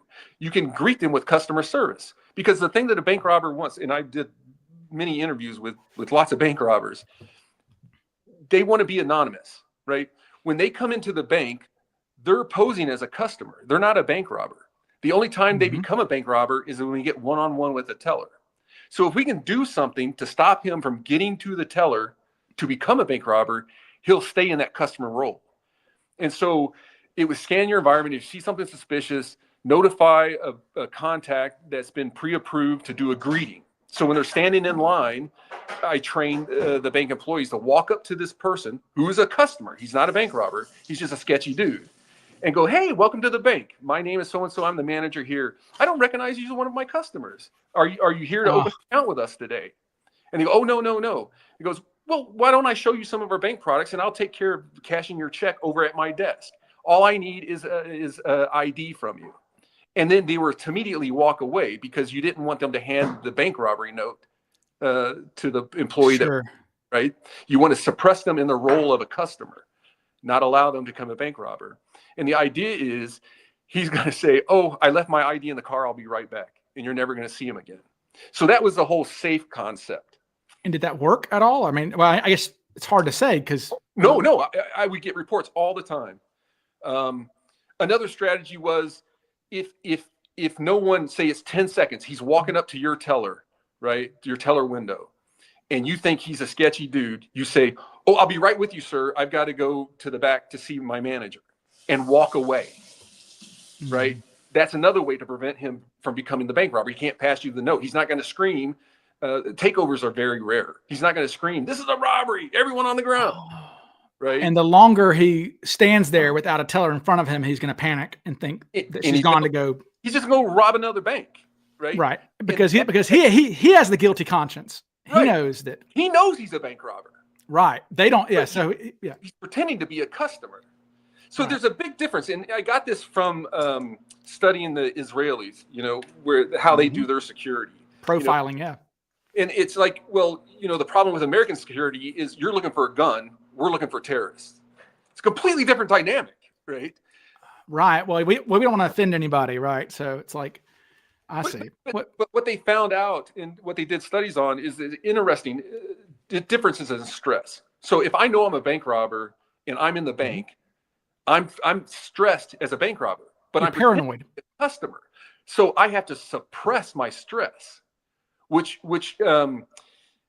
emanates in a very different way than someone that's stressed out and overtly expressing their anxiety. Right? If someone's expressing your anxiety, they act one way. But and this is where the Israelis determine, and I forgot all the catches on it, but when they see a person exhibiting stress suppression, right, they have the role that they're trying to carry out, but they're having the role they're pretending to be. But the role that they carry out creates the anxiety, and suppressing it, shows it in a different form, and it's easy to spot.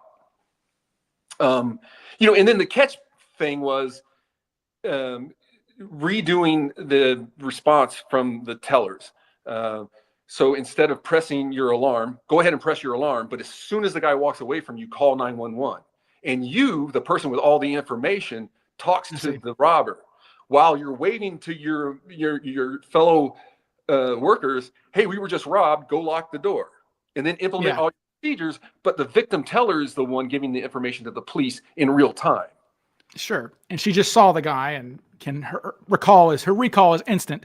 And it's like, that's actually why I like, if you look at, for like the Cooper, take it back to Cooper, look at, where is it? Flo Schaffner, wrote in the cockpit with Cooper sitting 75 feet behind her.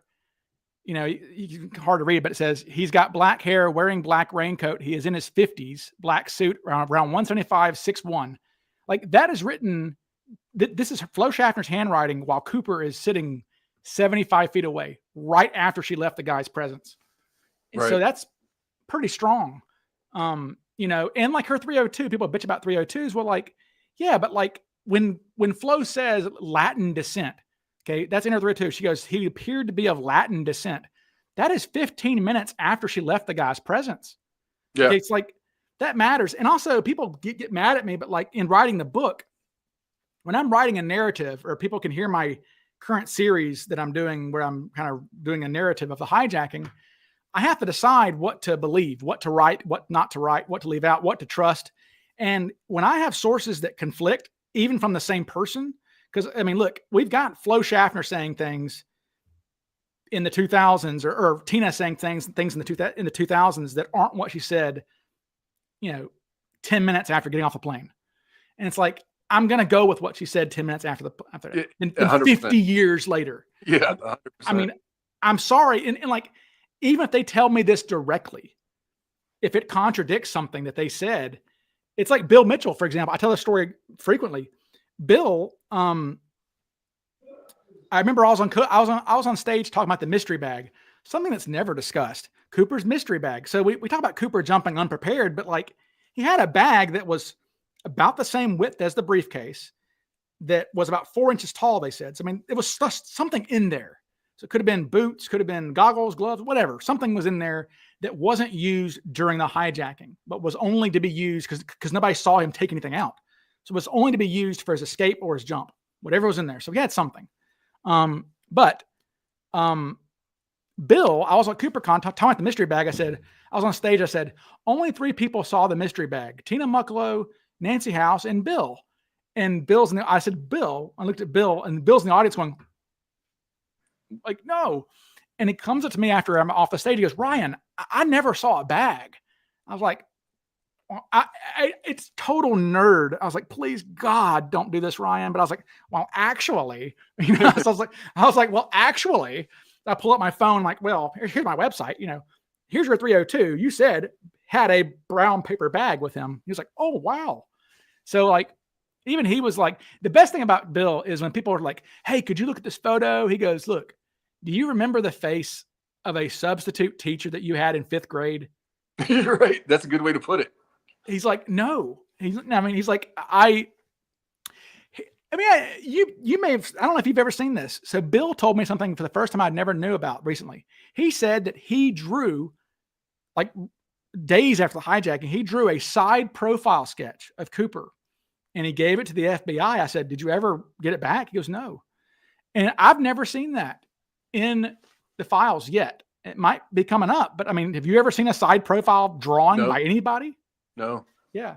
And that's a weird one because we know that they wanted them to do one. There are 302s where they're like, ask the Farrells, like, hey, to the essays who were interviewing these people, ask them if they could do a side profile sketch.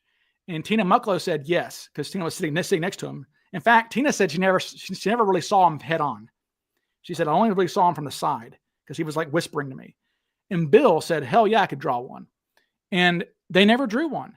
And that's frustrating because we don't know how long is this guy's nose, right? Does he have a button nose like me? Or does he have a long nose? Like, we don't know. Because I guarantee you, Tina had a good idea of what a side profile would have looked like. So absolutely, and it's weird that they wouldn't do that because your nose, the length of your nose matters. I think his nose was longer than shorter. I mean, there's some if you can read between the lines sometimes in 302s, it seems like his nose was longer. It was a thin, long, kind of beakish nose. Is what my take is. Well, and it would have shown his neck, turkey neck. Now, that's what Bill Mitchell keeps saying. That Bill is bitching. We have a 302, and I showed Bill. I said, Bill, you're giving it to the FBI here. There's a 302 where Bill was like bitching about, he goes, hey, look, the guy had a turkey neck. It was a very unique thing. Why do these sketches not represent that? He keeps saying that. He's like, this guy had a turkey neck, and they just never incorporate. And that was never mentioned in, the description saying, hey, he had a turkey neck. And that's kind of why people, for example, people really like, I'll show this photograph. This is one of the reasons why I was like, oh, yeah, I think it could be, I liked this guy as a suspect. If you look at this photo here of Gosset, Gosset has a thing on his neck. See, I mean, not many suspects have this unique neck thing going on. And that's one reason why people like Gosset is because he does have this weird neck thing going on. And Bill always is like, even today, he's like, the guy had a turkey neck. Because for those who don't know, Bill was pissed that Tina, the babe, was not talking to him, 20-year-old college kid, but was sitting next to this, quote, geeky old guy for 2 hours. So Bill said he was bored and would just look over and like make fun of the guy. He says, I was picking on DB Cooper. And I love the fact that he was picking on, he was like, oh, he's got he said his socks didn't match his shoes or his pants. He thought that was weird. He was like, he's wearing like, Bill seemed to remember something about he's wearing, so Cooper wore brown suit, not a black suit. People forget that. It was a dark brown suit actually. And his shoes were brown, but Bill seemed to remember that his socks were like whitish or there was something off color down there. And some people have speculated it was long johns perhaps, or some kind of, or it could have been, I don't know. I mean, think about this. McNally, who I'll pull up McNally here. This is what Mac was dressed like when he did his hijacking.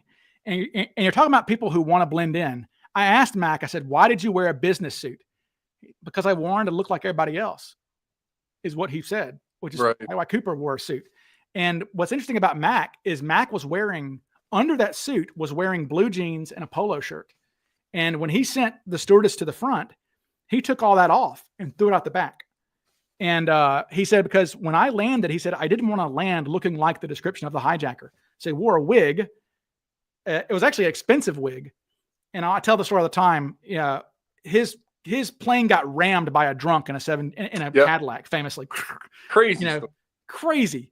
And his wig, the stewardess in the paper, the first news report, she goes, when this crash happened, the hijacker and me kind of fell over, and I looked over and his wig was askew. So I reached over and I straightened his wig for him.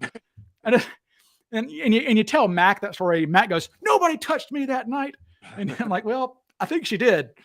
What's interesting is, he and her are friends now. They're friends now. She drove all the way. No, she may have flew. His Tina, a woman named Sharon, they're buddies. Like he was like texting her from CooperCon, like, oh, I'm at CooperCon. And like, I just love that because, Mac was decent to her. I mean, what's funny is Mac offered them money, just like Cooper offered the girls money.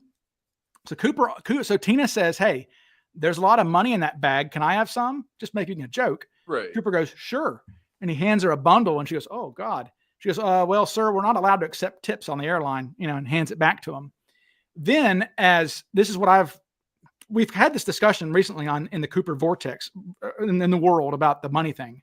And I think I've kind of pieced together what's happening because we had some weird kind of things going on. But anyway, later on when Flo and Alice go back there saying, can we just go?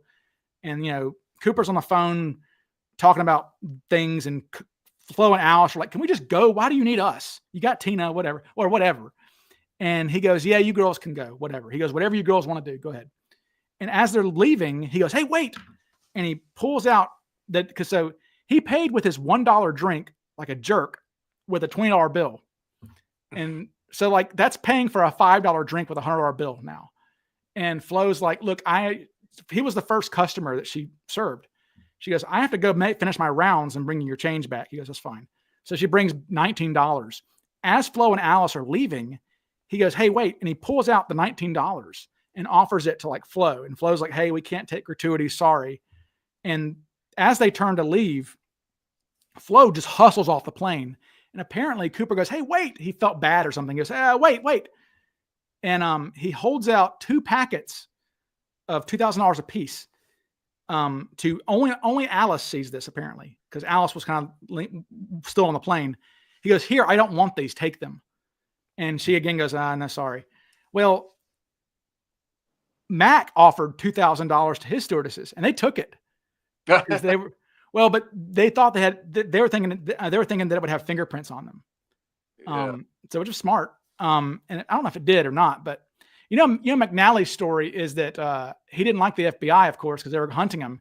When he landed, he took a dump in his parachute and then stomped on it and said, I can't wait for the FBI to find this. And he was mad because it was never brought up at trial. He was like, I couldn't wait for them to be like, and then we found feces in a parachute. He said, I would have just yelled, ah, ha, ha, like he said, they didn't bring it up. He said, that was like the biggest disappointment that they never brought up his crap parachute. He was like, why didn't they ever mention that?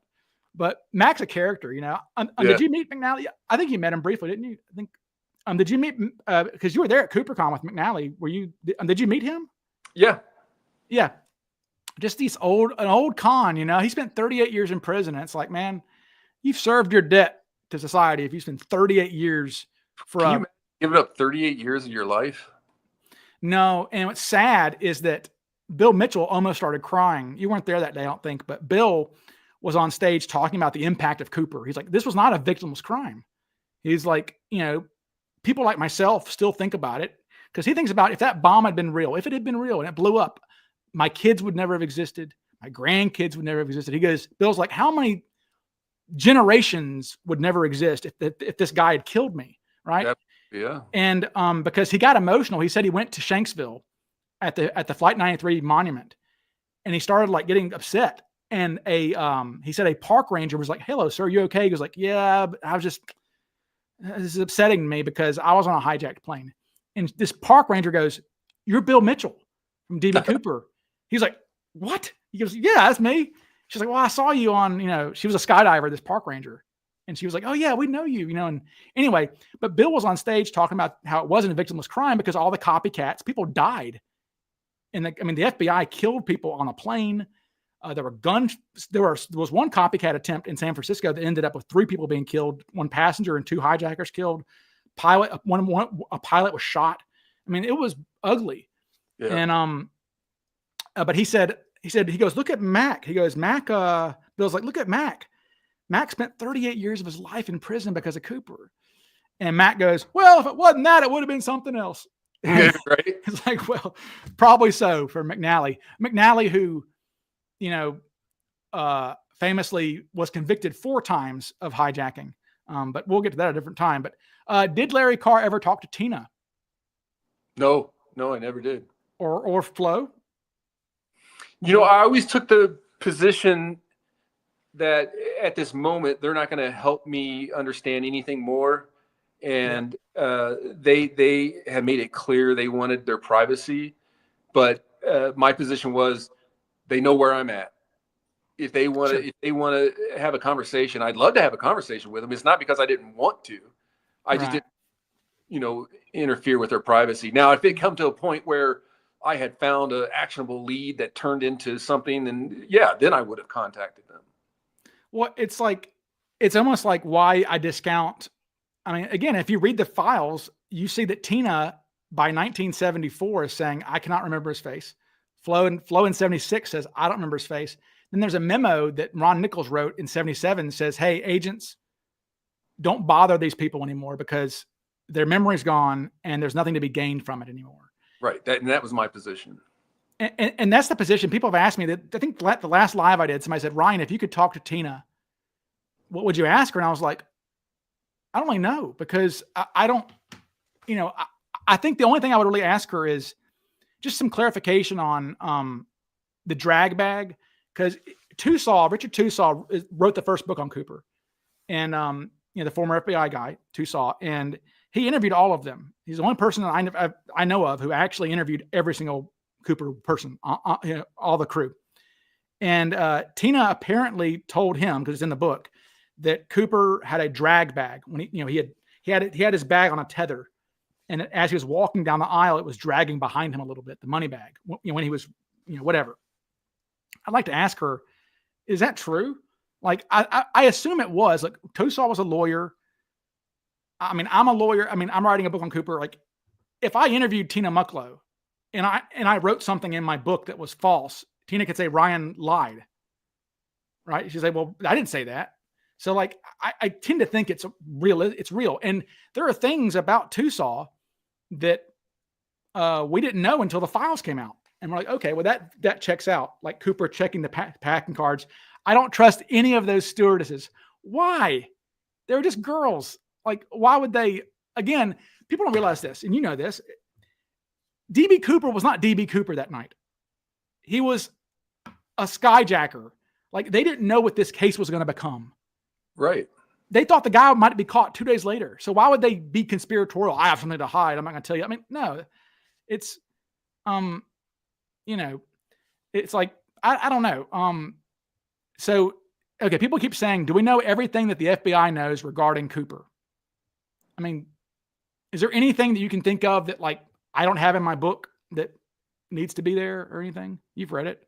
No, it's all out there. I mean, there may be minutia that hasn't been released yet, but it doesn't impact the case knowledge. Right. Somebody's asking real quick, then we'll let you go. Somebody's saying, did you work a case, Scott Scurlock? Do you know that name? No, yeah, he was. So I'm familiar with the case. He was a prolific bank robber in the Seattle area. He was killed in a shootout. When? And all the guys that were on that case, I mean, I worked with them, as because you always worked with, like, on bank robberies. We had our task force, but we always worked conjointly with the police departments, and they all had people that specialized in bank robberies. And so, yeah, I knew all those guys that were on the Spurlock case. It wasn't that long. I got into Seattle 2003 February. So it wasn't that long before I got there. Somebody's asking, did you ever interact with Henry Blinco of First Savings Bank of Renton? Harry Blinco. I don't know. I guess not. Last question. Okay. I'll say this. people keep asking, did the Cooper case hurt your FBI career? I would say yes. Not because I don't think I was doing anything wrong, but I had a conflict with someone that was a supervisor above my supervisor. And he hated the case. He hated the attention that came my way. He had developed an opinion of me that I was a lone wolf out for media glory. He didn't get the concept that I was trying to ignite this case to get a new lead. He just thought I was some glory hound, and he just took a huge disliking to me. So any chance he got to cause me problems, he did. And the Cooper case eventually, because the office got so tired of the media. I mean, it was crazy. I couldn't imagine how successful my idea was in getting attention for the case. I mean, there were people journalists flying in from overseas to do interviews with me. And eventually, he got me, so. Okay, I mean, I retired, full retirement in good state. Sure. It wasn't like you got run out, but you got reassigned, I guess, or did you? Yeah. No, I did. So that wasn't voluntary, you going to DC? Well, so I originally went, so a little timeline, I originally got reassigned to SOG. And I said, okay, I see what's happening. I have to escape Seattle. And I put in for a promotion, and I got the promotion to go back to DC to get away from that. So I'm guessing by the time you came back to Seattle, that guy was gone. Unfortunately, he was still there. Oh, okay. So you just had to, at the water cooler, just ignore the guy, or I mean, I guess you had to work with him. I mean, I didn't want to go back to Seattle, but I made a promise. My daughters were young at that point in time when we moved, and I said, listen, give it 2 years. If you don't like it, we'll come back to Seattle, because they had a program if you took promotions to headquarters. So it's always a challenge to get people to go to Washington, D.C. I mean, obviously some people love it, but it's a grind back in D.C. and people don't want to do it. So they had a program where you could be temporarily assigned to D.C. as a supervisor. And so there were a lot of benefits for that, because, you got your regular pay, but they also paid for your lodging, your food, the whole time you were in DC, just like you were temporarily assigned. So because you were temporarily assigned, technically you were still assigned to Seattle. And so you could step down, not lose any pay that you gained by getting your promotion, and go back to your home office. Okay. So there was that option. And so when it came time, I said, hey, girls, aren't you loving it here? We're going to stay in the DC area. And they're like, no. And I'm like, girls, there's a boogeyman back in Seattle. Don't like daddy. But they wanted to. And I couldn't do that to them. I almost did, but I couldn't do that to them. So we came back. And what year was that you came back? 2010. 2010, 2011. Wait a second. I didn't know you were in the Seattle office in like 2012, 2013. You were? Yeah. Oh, wait. So, okay. So you were there when Ing was doing his thing. Yes. But so when I came back, they put me back in SOG, but I was the team lead for the SOG. Oh, I see. Yeah. And so, so when you're on SOG, you don't have anything to do with the main office. You're out at a offsite that's, covert. Right. And I'm sure the ASAC is like, we're damn sure not giving that back to Larry. Well, I didn't know that. Okay. So yeah, because somebody's asking if you were there during the Sky King. Was it Richard Russell hijacked that plane and crashed it? Kind of a sad story. Yeah. That was in 2018. So yeah, you'd been there too. I didn't know that, Larry. I thought you were in DC for a long time. I didn't realize that.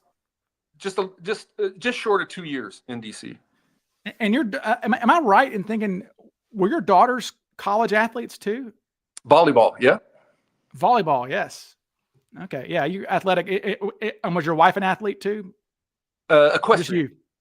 Oh, okay. Well, so you were I mean, you're a big guy. I'm what are you, 6'2", something like that, 6'3"? 6'2", and unfortunately 260 pounds. Yeah, I know, and probably shrinking soon. People are talking about the Barefoot Bandit. The Barefoot Bandit guy he was not in Seattle. I don't think, or maybe he wasn't. I don't know if he was in Washington. He was over on the islands. Okay, off of the coast. Okay, that's the young guy, right? Who was? Yeah, and I think I was in DC when all that was happening. Yeah, let me see what that guy's name was for people.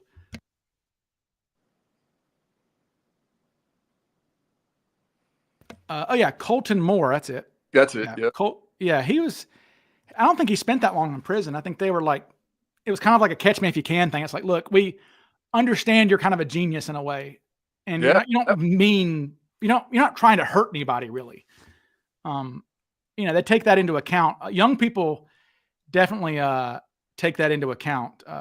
Courtney, people talking about Kurt Cobain now. It's like, saying Courtney did it. I'm like, I think he just killed himself. I think that's, people are asking you about Bigfoot. Do you believe in Sasquatch?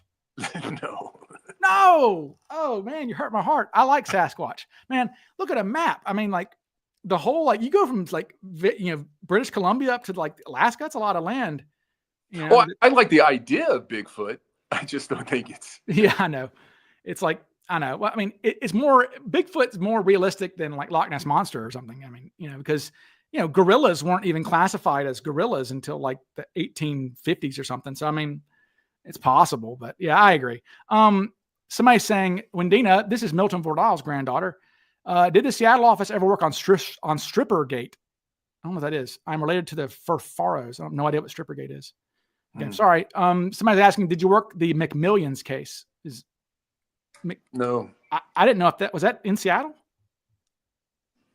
I worked a really interesting case. I worked outside of Cooper case was the clearly LASIK eye doctor. And, I don't want to go through the whole story, but you can look it up. Dr. Makavak and Dr. King owned a LASIK practice. They had clinics from Vancouver all the way down to Vancouver, and 7 clinics. Well, Dr. Makavak decided he wanted to kill Dr. King so he could get all of the clinics to himself. And these 2 doctors married sisters. Oh my God. So, it was a crazy case. We can get into it more at another time, but we've been going for quite a while. Yeah, I get, yeah. But man, okay, yeah. I was hoping you weren't going to say something like some devious LASIK thing, because I've had LASIK, and I had it in 2008, and it's getting bad. I can't see shit anymore. So like, I have to have my LASIK updated, So I was like hoping you weren't going to be like, this guy was purposely blinding people.